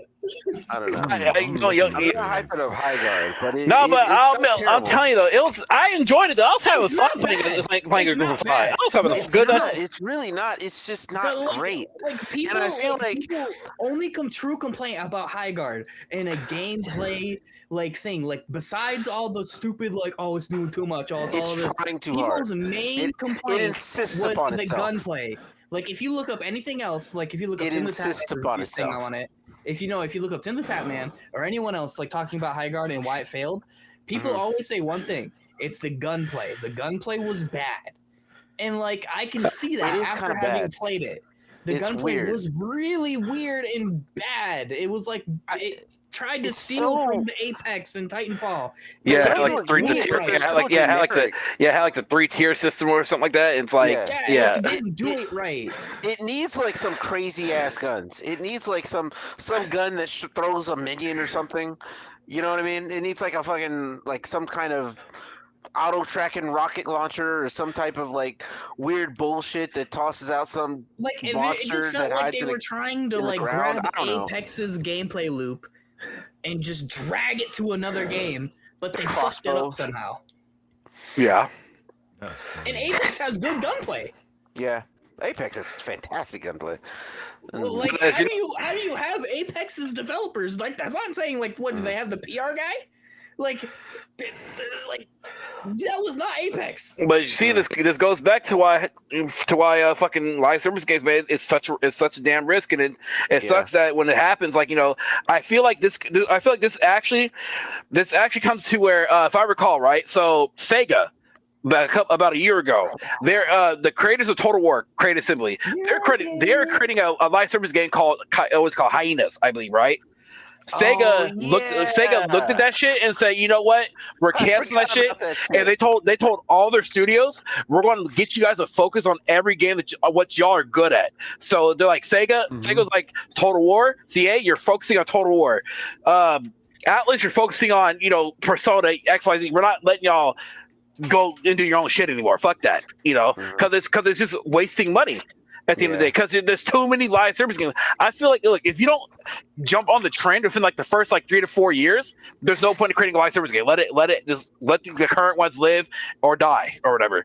Other than that, because who asked Bluepoint to create a fucking to create a live service? Yeah, literally to create that, and they got baited. They literally got baited by PlayStation. And destroy their studio. It's because it's literally, and it all goes back to the original fucking cancer cell known as Fortnite.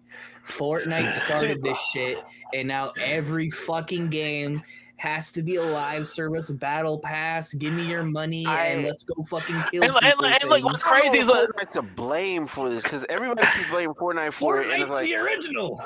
I get it, but it's just because it fucking worked. Technically, Apex was actually. No, but look, let me tell you.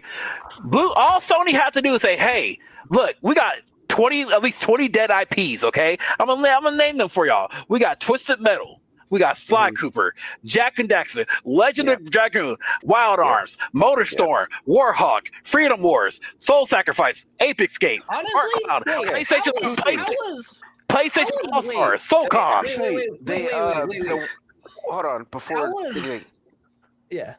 Well, the Wilders devs actually have made they're making a spiritual successor, so they are working on something. But like you said, yeah, they did kill all those or haven't Like, continue to develop those franchises. like niggas, niggas would play a fucking Twisted Metal. Yeah, wait. That's what I'm saying. That's what I'm saying. I'm saying, how has there not been a live service Twisted Metal game yet? Oh my god, the closest one was at How did they not do that? And that shit can and that shit can and look, that shit can coincide with the TV show, which is actually very popular. Keep that in mind. Which is like the TV show. How do they not make a live service game off that shit?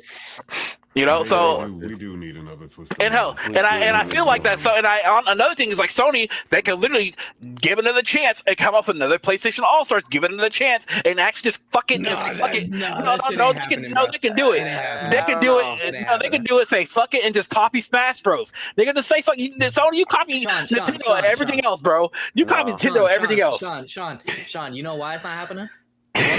One game. It's actually 2 games. I can tell you. What Nickelodeon All-Star Battle Brawl and Multiverse. Those 2 games died so fucking quick. And that's why they would never do another one of those games. Sadly. Yeah, sadly. Those 2 games, Nickelodeon All-Star Brawl had 1 and 2.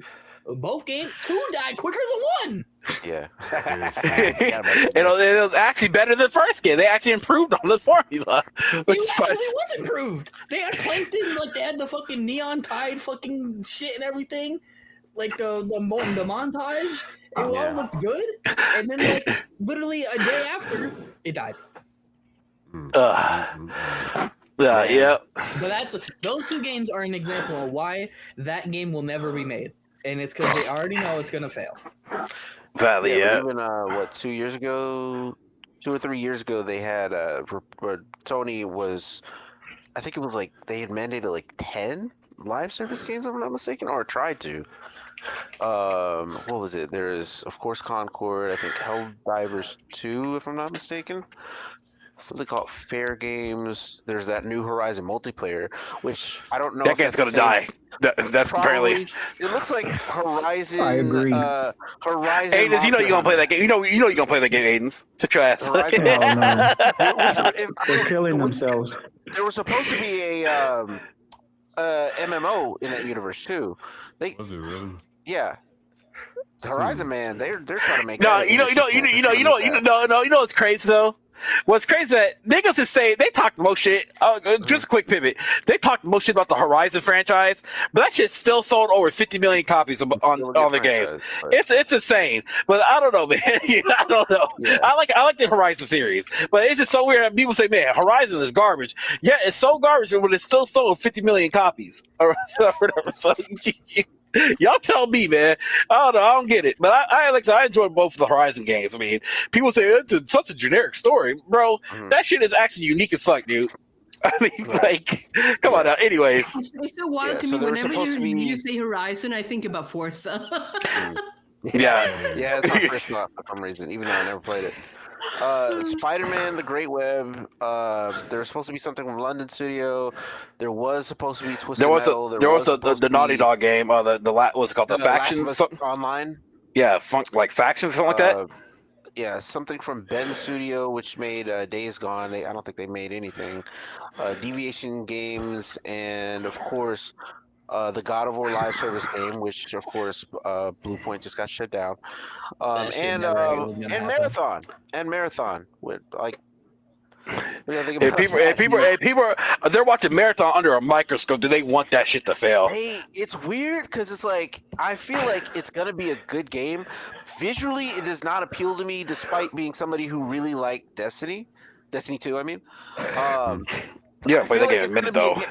I said I think as long as it's as good as Destiny 2, it should be okay. As long as they don't fuck that up, it should be okay. Visually, it's kind of a mess to me, but like as long as it plays pretty well, it should do well. Like I don't think it's gonna be bad. It's $40. I think people are comparing it to like Arc Raiders because it's an attraction shooter, but it's like this is a first person sweat type game, like you know what I mean. It's aimed at sweats. It's aimed at people who are like really into that, versus this casual, gameplay of Arc Raid. Is like those are two different games, bro. Like I don't know. We'll see. I feel like we've been here before. Like 20 years ago, it was World of Warcraft, and everyone fighting over the same player base and trying to create a new World of Warcraft. Yeah. And now it's like live service games, and like all the studios are. Fortnite, and now everyone's trying to make their own fucking live service. Yeah, and they're all fighting for the same player base, and it's like look, you're adult. Person's gonna play one or two of these at most. It's like, look, you're adult fan base. We don't have time for that shit. When I get home from work, I'm either playing a single player game or I might be hopping on Arc Raid. Other than that, I ain't got time to play no goddamn. Hell, I might do a League of Legends game every once in a while, but I ain't got time to fucking play 30 goddamn live service games. Hell, me and Tips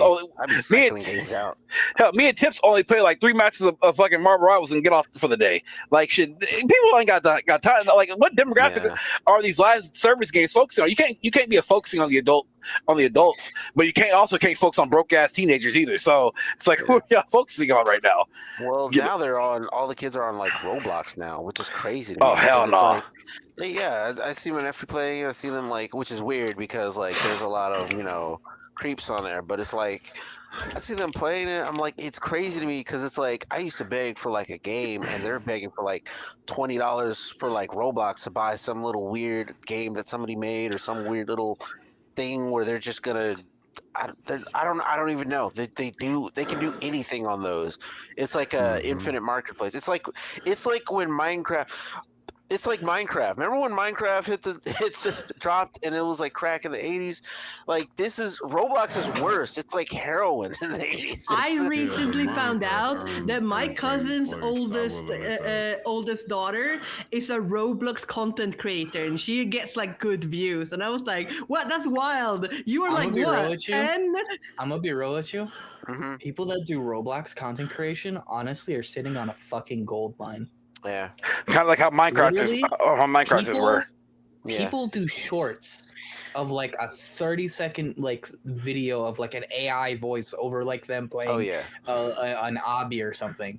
Yeah, and like it gets like 1 million views. I saw that. I remember a while back. I saw that Quebble. What's his name? Quebble Cop or whatever his name is. Quebble Cop. Yeah, he made like an AI. I don't know if it's still around. Quebble AI. Yeah. And he has it playing like Roblox. Crazy. I was like, what is this? This is crazy. And it's like, is this what the kids are into now? Now that PewDiePie's retired, like this is what they're watching. That's it. I'm gonna be a Roblox streamer. I might need to. I mean, Irene, I don't think we can do that. We're too old for that. Because it was like, hello, children. I'll ask my cousin's daughter for tips. See what I need to do. Yeah. What are y'all looking for? Do I need to put on a voice? Hey guys, it's me, Pee Wee Diddy. Pee Wee Diddy. Pee Wee Diddy. Pee Wee Diddy. Hey. Let's play some Roblox. All right, y'all. All right, let's pivot to the last topic of the night. Oh no! Hey, chill out. Hold on now. No, seriously. Nah, buddy. Seriously, Let's go back. Like a lot of the stuff that's made in Minecraft, like even though I don't play, I can actually say it's pretty fucking impressive. Yeah. Sorry, did he enter the voice chat? No. Yeah. That shit looks good as hell. All right, here, let's pivot to this last topic. This last topic should be a pretty quick one, pretty basic topic. All right, so this topic I kind of wanted to talk about here, it's called the mid-tier pricing debate, basically. So it's like, long story short, would you pay for video games that are quote-unquote mid? I'll give you an example here. What I mean by this is like, look, you played a game many years ago, and the game to you was a great game, but to the overall audience, the game was mid. It was a 6 out of 10, 7 out of 10. Or whatever. I don't give a damn what other people think. And so, would you pay? That's the correct answer. Yeah, that's correct answer. It's like, would you pay $20 for that game? Like, I'll give an example because I said this a while back, or a couple of days ago. I said, look, I was told that people would not pay for mid games. I was like, are you sure about that? Everybody would not pay. I was told everybody would not pay for it. I was like, look, because I found a lot of gems for that were considered mid. I brought up the 6th generation of consoles back then. I feel like there's like a thing. Okay, like. Yeah, mid games, but I feel like some mid games are like so perfectly niche and they attract a certain fan base to it. Like EDF, for instance. EDF, that game is so ugly and so bad, but like the gameplay loop is so fun, and the voice acting is so awesome that like it pulls a certain people to go play it. So like it like attracts a niche kind of people to go play. And I feel like some games have that, like niche pull that other games don't. So like for instance, you know, when Concord came out, I'm gonna beat a dead horse. Concord had not really gotten any of a niche at all. It was just bad. And I feel like there's a difference between like a bad mid game that has a good niche to it versus a bad game. And I feel like people use the word mid way too much. Oh yeah, I agree. Oh yeah, and like we're describing, and like I feel like most people that say like, "Oh, this game's fucking mid," like just say it's bad. Yeah. Well, and then really, I wouldn't call it just bad. Say it's bad to you. Like mid can be a compliment sometimes. Because for me, well, put it like this. Because to me, like, at least it ain't bad if it's just mid. I brought up the 6th generation. Y'all know the 6th generation consoles. You know, PS2, Xbox, Dreamcast, yada. Woo. That was the that's the thing that everybody loves to bring up the generation. Oh, I miss you. Know, you feel nostalgia. You like to bring that. And a lot of people don't understand. Look, there are a lot of fucking quote unquote mid games, and I mean by mid, I'm talking about games that are 5.5, 6s, and 7s. That are because you know when you bought that game, guess what? That game better be the best fucking game that you ever played. Because you know why? Well, you're not taking that shit back. You better sit down. You better enjoy that game as much as you can. I played a lot of those games back then. You know, but you didn't have that much to like compare to, or like the other things to play because like the amount of games that came out was a lot lower. And I think to me it depends on the genre, because I will drop $60 on a like mid otome, like a dating game, because I'm so starved for games in that genre that's actually translated to English. Yeah, I wouldn't drop the same $60 on like, you know, a survival adventure, because those games are dime a dozen and I can get great ones for like $15. That's actually interesting thought. That's what I'm saying though. Both of you, okay, yeah. Like the niche of those games. Like there should be more court-based games. Mid is just a word that's just used so much.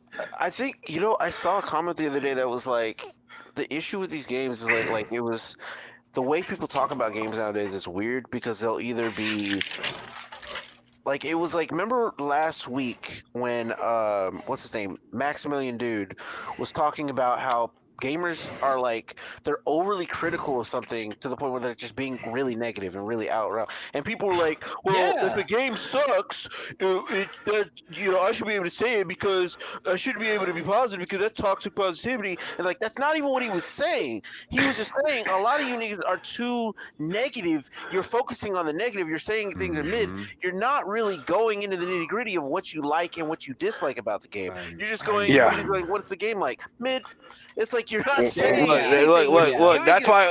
Any information, you're just dropping that. Or if it didn't touch you, that's fine. But like, that's why. Like, what's going on? Like, what is? Yeah. That's why when a bitch says the game is woke or something, I just ignore that comment, dude. I just move on. You're not telling me that. You're not telling me nothing. Here. Let really speak real quick. Hold on. I'll go last. Y'all go ahead. I'll go last. Mine's quick. Is it me? But like, is woke just a shitty excuse to call a game shit? It is. Somewhat. Well, it means yeah. Like, I've played some woke games, and some of them have not been bad. Yeah. In my mind, people who say woke, they're like, I just didn't like this game for like X, Y, and Z reason. It wasn't necessarily technically woke. I just used it as a slur. Basically. It's like a slur. When I say, look, I didn't want to believe this myself, man. I didn't want to, but like, because y'all know me, I was in the woke, anti-woke trapment for like 2 or 3 years, right? Well, when niggas would say like, when a black character was in a video game said this game was woke, I didn't want to believe that people were actually just saying that same. But now I'm like looking at them like, yeah, y'all really just saying this shit now. It's kind of crazy. Like Silent Hill, like the new Silent Hill game's coming out, right? You're playing as a Scottish black man, all right? niggas haven't touched and played the game yet. It's already calling it woke, and then saying that it's a political statement. Nigga, what? It's such a shitty excuse. I'm sorry. If you say that, I've never spoken to like a black Scottish person or a black Brit. Like they're like people aren't only white in the UK. Like what's wrong with you? Well, they also did it with Silent Hill. They also did it with Silent Hill F too. By the way, keep that in mind. They're like, oh, you're playing as an Asian woman, as an Asian girl, crazy. But go ahead. In Japan, and it's like anti-feminist because it's like played in the 60s in Japan. Maybe they're being on theme and accurate with like lore. How gosh, yeah. It's funny is I bought it just recently. I saw a couple comments from Moving Lord the other day. Shout out to him. And he made me. It's weird because as long as he exists on Twitter, I know there's at least 2 brain cells on that site. Because he said, like, okay, so somebody was talking about, like, sexuality. You know how that conversation always goes. Like, they were talking about how in Resident Evil 3, like, man, this game would have done better if Jill was, like, having, like, had more fan service and whatnot and had her, basically saying her tits out. And he was like, nah, dude, it's not like that wouldn't have made it do better. It might have sold better slightly, but it wouldn't have just made the game better. It was just done this. And, he talked about how, like, these things don't, like, you can utilize sexuality, basically, but you can't, and I'm paraphrasing here, but you can't, like, I could probably find it to you, but they're talking about the game, the Kena game that's coming. New Kena game's coming out. The one too. It's like it's the weird. I don't want to get into it, but it's the weird like sexuality thing where people are on 2 polar sides when the truth is really in the middle. It's like you can still utilize sexuality, but you don't have to make that. Doesn't make a good character. That just make. You know what I'm saying?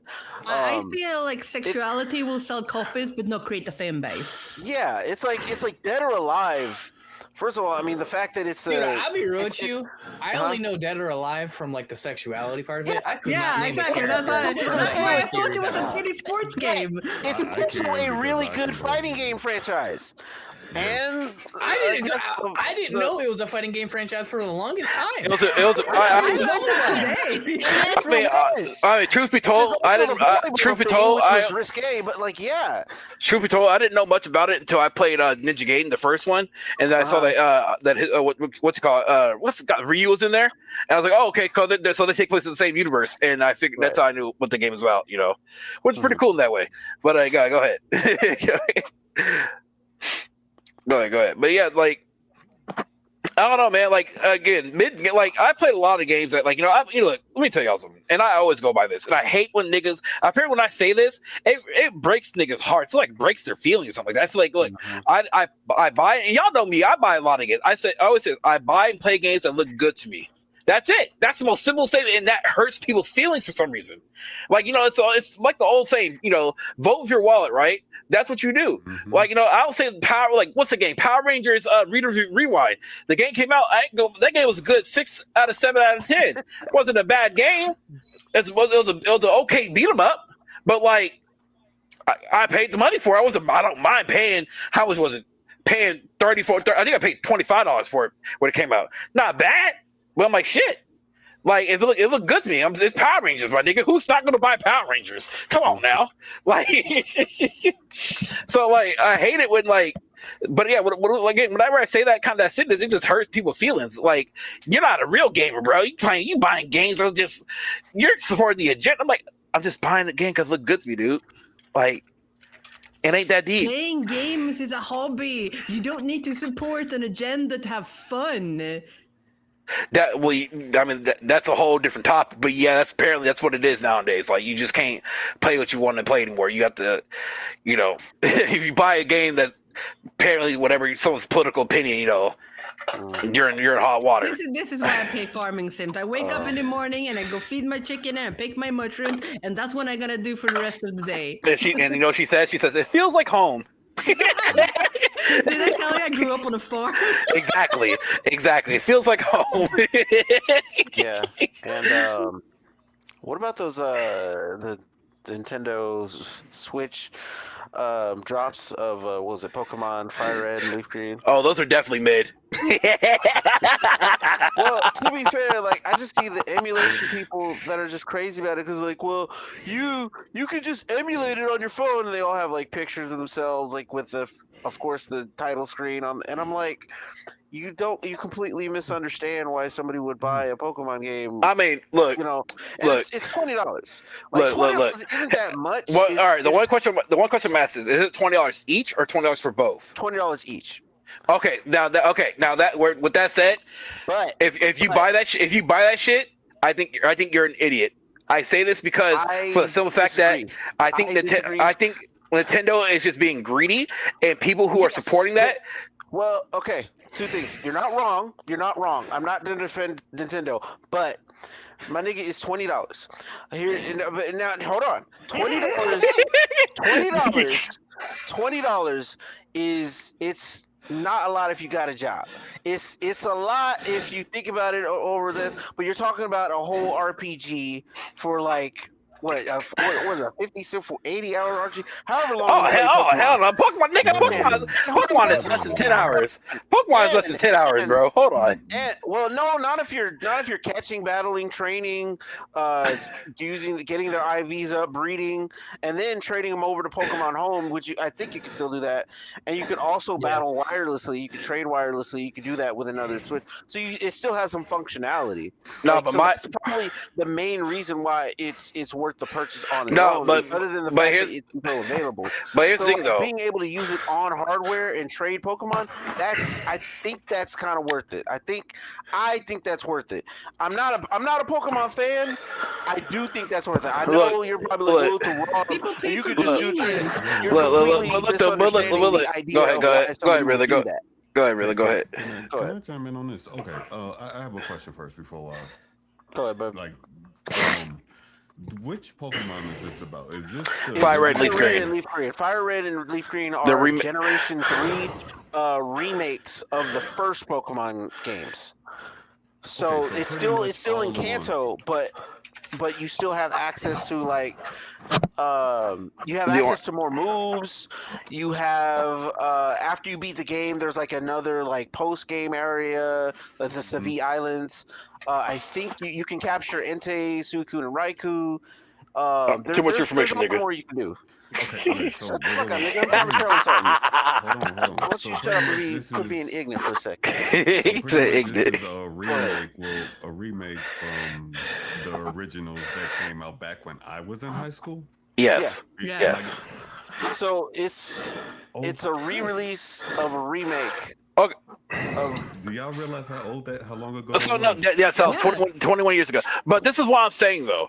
All this shit will make. Look, let me tell you.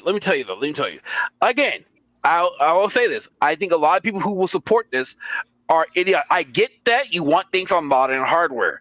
I fully and wholeheartedly believe that Nintendo, all they had to do was say, "Hey, we're going to re-release Red, Blue, Yellow." $30 for all 3 games digitally. Cool. You could have Fire Red, Leaf Green. Did they have another version to that? They did that. They did that on the Switch. Actually, they did re-release those, not together, but they did release those. Now, as for them releasing them all together in a compilation, that's not going to happen. Exactly. That's because Nintendo is greedy, and gamers again are the worst. What I'm saying and again. is, But yes, gamers are greedy. Time, ladies. Their flagship franchise, they're not going to do that. They're not going to release a compilation of their flagship franchise, which partially relies on catching, battling, and mainstream. They're not going to do that. Yes. I'm not saying that makes it okay, but I'm also saying it's like, again, if you're going to play like one of those games, like, I mean, that's on you. Like, it's whatever. They've already made that decision. Reggie Fils-Aimé had to argue Nintendo down back in the day about giving like bundling free shit into their game. That's the kind of company they are. We already know this. They've decades of this. And yes, that's because Nintendo, like pedophiles, they groom their audience. Okay, they groom them really well. The thing is, though, like, I made that claim. They groom their audience. They groom them to the point where they'll buy anything. They don't get. Call me groomed, but like I would buy this because I don't want to. It's $20 and I don't have to maintain a fucking emulator. Like my favorite game is called Azure Dreams for the PlayStation 1. If they release that today for like $100, I would buy it because I'm so tired of like trying to find an emulator who can play this game because I fucking love it. And like, if Nintendo releasing these my Pokemon games from my childhood that I love, dropping $20 to play it, I would like, yeah, I would do it, and I don't have to think. Goddamn simp. What was the name that you said? Huh? What was the name that you said of the game? Azure Dreams. Azure, yeah. I think I've heard of that. It's like you get a monster and then you climb a tower and you build a tower. Guys, I like to announce that Aiden is charging his phone. I'm proud of him. That's my absolute number one favorite game of all time. No, hold on. You know, Aiden, while you're here, Aiden, what are your thoughts on this Pokemon situation as a Pokemon super fan, Aiden's? I'm not a super fan. Are you? I say okay. As a Nintendo simp, I'm nowhere near that. I haven't played a Pokemon game in years. Like, there you go, bro. I'm proud since the Game Boy. I'm proud of you. Proud of you. That's actually the second Pokemon yeah. Spit your game, sir. Spit your game. Talking about the is it okay to buy mid games topic? Yeah, I mean, is it okay for Nintendo to charge? If you want to talk about it, go ahead and talk about it. Mid game too. If you want to talk about it, go ahead. No, I'll just leave a quote. It's probably not a good one, but if it's okay not to buy 10 out of 10 games, then it's okay to buy mid games. There you go. Yeah. There you go. There you go. Exactly. I have a question about that game. Iron, is that game choice based? What do you mean choice based? Like, it's a in roguelike. the description it says you can either A, go up the tower, or B, stay at the place. Like, does that actually affect the game? No, so basically, like the tower is the entirety of the gameplay. You go into the tower, you get the resources, come back to town, and like develop the town with it, or like evolve your creature. It's a roguelike. That's kind of what it is. So now Mugen Kai says in chat here, I'd rather just twerk for Nintendo game. He says I'd rather just pay money or $5 on a phone emulator and play it better features that can use online capabilities. I mean, you can do that. No one's stopping you from doing that. But it's like I said though, Nintendo. I'm sad to say it. They groomed their audience. They know who their audience is, and they know that their audience are going to buy whatever that comes their way. If Nintendo gamers respect themselves a bit more, they will not buy this. But the thing is, if they don't buy it, then Nintendo's going to be like, well, since y'all don't want to get this, then come here and say it to my face. You know? Come here and say it to my face. Here. I know you're talking about me. I'm talking to you, Nintendo niggas. Okay. I just feel like the fact that you can still use some of the features on hardware, like some of the same like connectivity features, where they would be disconnected on previous editions. I think that's one reason, because again, you could still import those Pokemon over from or I don't know if you can import them, but then you should be able to export them to home. If you can do that, like I could definitely understand that, because that's it's about the connectivity and the compatibility with the system. Other than that, if it wasn't for that, I would say hell no, it's not worth it. I would say no. If you could not bring those Pokemon over, I would be like, that's waste, because why would you even bother to do anything? But the fact that you can go back, revisit Kanto, redo all those things, and have all those little adventures, like, yeah, I could have seen people purchasing that. Well, for me personally, the whole reason to emulate them is because they weren't easily available. I wouldn't buy it. Like, if they were easily, like, you can't buy those, like, you can try to find those carts, but they're hundreds of dollars.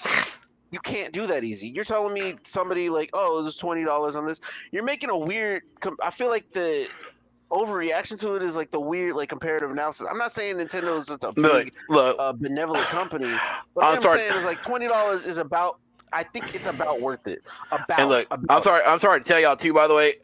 As many Pokemon content creators I've seen that come up in my feed talking about this shit, I'm guarantee you they're all gonna buy it. They're only talking about it for content. They're Pokemon niggas. They're gonna buy it regardless. They're all gonna make their confusing, their confusing faces, with the whole craze out. Oh my God, guys, Nintendo, what's going on? They're all gonna buy it. Yeah. They love Nintendo. Like it's like I'm seeing the emulator niggas just like get into it, and I'm just like, I don't know, like now it's weird, like.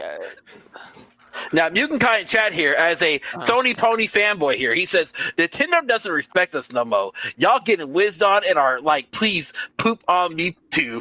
I just don't get the reaction. Like, I'm like, listen, it's $20. It's like $20 per game for a digital. I mean, sure, it's a digital version. Somebody will play the hell out of it. Like, now, if you enjoyed like, that was one of the first Pokemon games I beat. So I'm like, yeah, again, like, if that was one of the first Pokemon games you played, and it still has that functionality, yeah, that can make complete sense. Okay, now I feel like I had to put on my Pokemon. If you don't give a shit about being able to do any of those things, yeah, sure, emulate it. That doesn't. But to be fair though, if they did come out with a bundle of a physical cart, I would buy it because it's a physical cart. Don't get it twisted. But it's not a physical cart; it is digital. So I think the price is too high for $20 for digital. It's too high for me. Physical, I would probably say sure. Why not? It's nostalgic, whatever. Will I play it now? No, not really. But it is what it is. I'm just gonna say I spent $100 on this shirt. I would spend $20 on a Pokemon game. And this is Gengar on it. Leader, over $1,000 for Pokemon. Yeah, I bet. Yeah, at the end of the day, I just don't think it's that big a deal. Like, I think it's if it was $30, $25, $40, I would be like, that's fucking outrageous for a singular game. That's what I'm saying. Like, $20 is about the most. Like, it makes sense to me because that's about the most that you could squeeze out of somebody for a game that old and for that little, you know what I'm saying? Like, that seems about like that. Like, any more than that, any more out of that bracket, you're out of your fucking minds. All right, that's enough. Yeah. Like, I pay more for lunch than like, Yeah, that's a fucking Chipotle burrito. That is a. Nigga, you spent $20 on Chipotle, nigga? Ain't no Chipotle. What do you eat at Chipotle? Actually, me and Hal got like 25 sandwiches the other day. Hold on, dead ass serious? Dead ass serious? I've only been to Chipotle twice. Dead ass serious. The first and second time I went to Chipotle, I was like, how the fuck do I actually have to ask the customers, like, how the fuck do I order? That's how bad it was. I was like, how do I order food here? I've never had this food before. Please Chipotle ain't like your traditional fast food restaurant. Yeah. Like, to be honest, like, you could easily spend some money on that. Because I was like, literally, I was just like, how do I order? They're like, oh, it's like it's like Subway. You just tell us what you want, and we'll put. I was like, oh, okay. That's how it's been. I literally felt like a boomer going there. If you get guac, I just had Chipotle tonight. Yeah. Oh, you better. How much was it, Aiden? For two people, it was 27. Oh God! Wow. That better be the best. Y'all get fucking just a bean. That better be the best motherfucking 27. You know what? I didn't pay $20 for a skin. Hell yeah! I paid $30 for a skin. Shout out League of Legends. Sir, I mean, I spent over $1,000 in League, so just about. I spent over $3. Yeah, and you don't play no more, so that's some crazy ass shit. Yeah, fuck that game. See, there ain't no way I would ever spend $3,000 like that and not play it again. That's some crazy as hell shit. I would. That is some crazy as hell shit, dude. All right. Well, we've been talking about 2.5 hours just about. So, y'all got any last final words? I know y'all got to get busy for the night. Irene got to get with Hal. That's Zalgo gotta do Zalgo things in the bed. Brother got to play Ancient Women Simulator. Ancient Women Simulator. All right. Hal, I've been hearing being interested in black men lately. Irene, you might be careful. Huh? What? Who? I've been interested in black men apparently. Ooh, spill the tea. Clock it. Clock the tea. I think he's always been interested in black men. Ooh. Tyrone. Tyrone, get it, Tyrone. Yeah, fucking Tyrone. All right, any last words, y'all? I'm just saying, there's awful a lot of them in his friends group. I mean, there goes Tyrone. Bongos Tyrone. I heard you all guys kiss your homies. Nigga, what? All right. Well, y'all, like I said, the Playface podcast is back. We're gonna be back monthly. Next day, probably be back late next month. So hopefully, there's any news that's come out next month or whatever. If Irene wants to join us back again in March, I mean, sorry. I feel like it's expected for me to be here by now. Because we got to have the female experience. You're our DEI hire. Bongos is our DEI white hire. Yeah, just the Homeland Security and the immigration. I'm not hired to do anything. This is voluntary basis. I'm not making any money. Please don't deport my ass. Ice. I got ice on speed dial. Do you want me to come back or not? Yeah, I mean, yeah.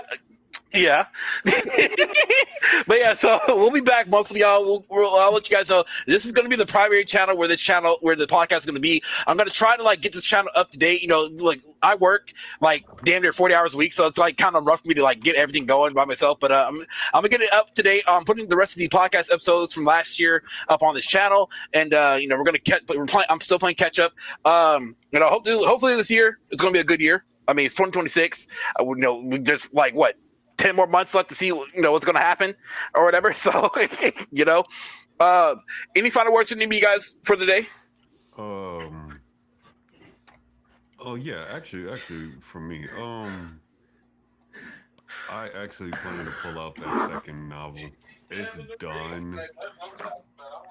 I'm just in my head. I know what I want as far as the cover goes and stuff. It's just a matter of 1, getting it done, 2, pulling it off, 3, figuring out an exact date. But it will probably won't be. I'm not gonna sugarcoat it. It probably won't be till the summer. I will get back to eventually doing content. I will. I'm just sorting the rest of this stuff out. It's sorted out now. Stocking and everything else. Yeah. And helping this dude out. My brother in arms behind me here. Okay.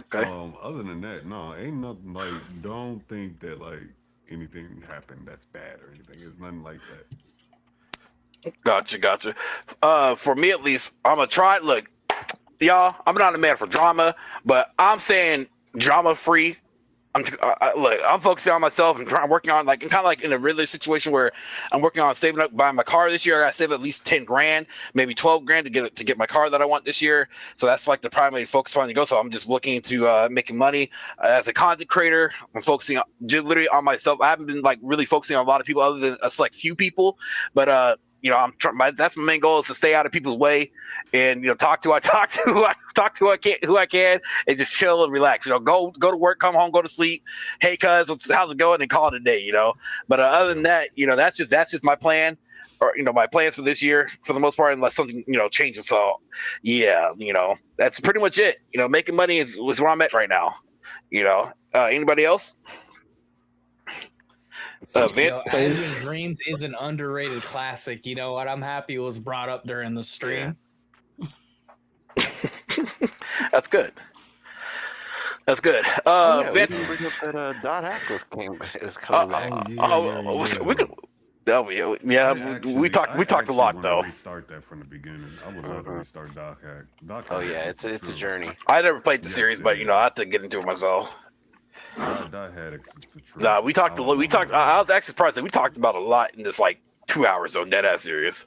I'm waiting on Bleach ideal. I'm waiting on it, but I'm not waiting on it. I'm willing to wait if it's gonna be good, as it has been. Vanta, when you gonna start concentrating, Vanta? It's that time. It's time. We gonna bring up your own podcast, talk about the niggas and shit. I'm just kidding. But no, dead ass serious though. It's time for you to 2026. It's time for you to make a little congregation podcast. Oh yeah, we're gonna create the League of Niggas. The cookout. If you make a YouTube channel called The League of Niggas, I guarantee you I will join it. The League of what? The League of Niggas, bro. The League of Niggas. I guarantee Is that a MOBA? If you make that a podcast, I guarantee you I would be more than happy to be on. Is that an RTS coming out? I feel like that name is a little bit of a tongue twister. I'm not gonna try saying it, but it feels like a little bit of a tongue twister. For instance, during this month specifically, I can't say that. So you know. Irene, just ask how to say it. You have no problem saying it. That's crazy. I was a fucking racist. That's crazy. Aiden, what about you? I feel like a little like he can at least like play the person of color card. I am so white I'm translucent. So yeah. Hold on, you just got messed up a little bit. Hold up. But I've been waiting for the next Aiden's live stream here. So what are your plans this year? What's going on? Like, you know, give us your last final thoughts of the stream today. Ooh, well, good conversations with good people. Play the games you want, not because someone tells you to. Other than that, I mean, I've just been busy with life in general, trying to start a business, so that's why I haven't really made content recently. Can we get an idea what kind of business you started? Give us a little idea. I was just gonna ask that. Yeah, let me know what you're trying to work on, man. Dead ass serious. I am actually starting my own production company. Okay. Well, he's getting into the porn industry. Okay. Actually, that might be true. I don't know a guy. Ryan knows a guy. Well, yeah, that's one of my friends from high school. Oh, and also, I thought he was talking we're gonna call it. We're gonna get you a name that is almost like the Italian stallion. I got you. I also have other news coming this year. You gotta do. Wait, is it a baby? Hold on. Yep. Expecting my first child. Congratulations, sir. Congratulations. Can I be the godfather? Sleep while you can. I'm so proud. He did the deed, y'all. I'm so proud. Yep. He had sex? Is that how it works?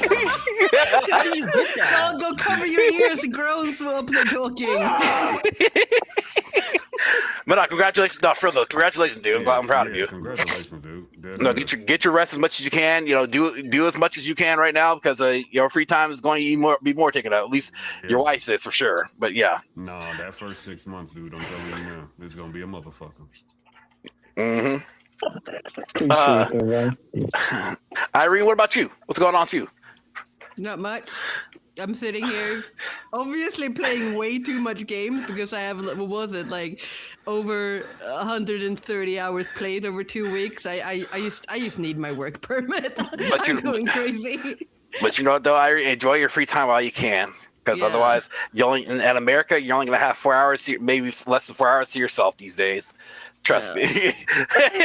So enjoy your free time as you can. Yeah, like I am. I gotta work. Should be fine. Yeah, I know. And I'm saying when she goes to work, you don't realize how much you're gonna miss your free time. Okay, so I used to be an engineer, and I loved being an engineer. So the fact that I'm not an engineer makes me very sad right now. Oh, so you want to stay being an engineer then? Yeah, I mean, I'm not really sure about like IT in America, well, but you can always try. You can always join Aiden's company that he's working on. Be an engineer. There you go. She's not allowed to make money. Ice gonna come snatch her up. Well, I need my work permit first, but like, Ice gonna come out of nowhere and be like, I don't think production companies have that much use for network engineers, actually. Sadly. You know, and also bongos. What about you, sir? What about you? Also, before we get to bongos, last thing I want to say is like, last thing I want to say is this. Even though I said I'm working on getting a car, that's just phase 1 for me. By the way, that's just phase 1. Phase 2 is me going back to trade school. I'm going to trade school or whatnot too. So that's another thing. And that probably won't happen till like sometime next year. But phase 1 though is getting my car going and shit. And get my. So yeah. And Marcos, go ahead. I'm thinking of either becoming a electrician, a welder, or a carpenter. Those are the 3 I'm looking into. Now I was going to go into work on an oil rig. I was going. That's what. Yeah. That's all I was considering. Yeah, a lot of money because you have to live on there for about a couple. I think I heard for about it's also couple days up fucking to a week. dangerous. That's why you get paid so well. Yeah. Yeah, you can die really quick. Yeah, but that's what I'm playing. That's what I'm planning Sean, on. you're big as fuck. So they Dying wouldn't let quick. you. They wouldn't let you on anything dangerous. You're fat as hell. They just That's be like, crazy. yeah, go sit I'm over not here. as fat as you think. Shut your ass. Stand up. Stand up. I think I'm Stand the up. only one here that Stand that up. walks every single Stand up. day. Turn off your filter and stand up. Nigga, this motherfucker here. Turn off your filter. Someone else Turn off your filter. Stand up. Oh, Santa Maria. You fucking huge. Turn off that filter. You can't just hide it. Okay. Just can't. That's funny as fuck. But yeah, Bongos, Well, what you do like the original Xbox. Bongos, what are you doing though? What are you doing, Mister? I'm playing Fallout 76. Is that it? Is that how you're gonna spend 2026 playing Fallout 76? Yeah, I can't play Magic. You can, you just won't. Yeah. No, The Hal took it away ultimate from me. sore So did Dark. loser. Anyways. No, Dark and Hal took it from me. Anyways, well, while we're heading out here, like I said, I want to get a group together for a borrowed Tromo. If y'all can, y'all want to play it, let me know. Anyways, thank you guys for joining the podcast tonight. I do appreciate that. I hope that you guys have a great rest of your night. Have a great rest of your month. We'll see y'all next month. Hopefully, there's some amazing other topics, to come out for the month because there's a lot of crazy things always changing, y'all. So again, you guys have a good one. Appreciate it, and we'll see y'all. Yeah, go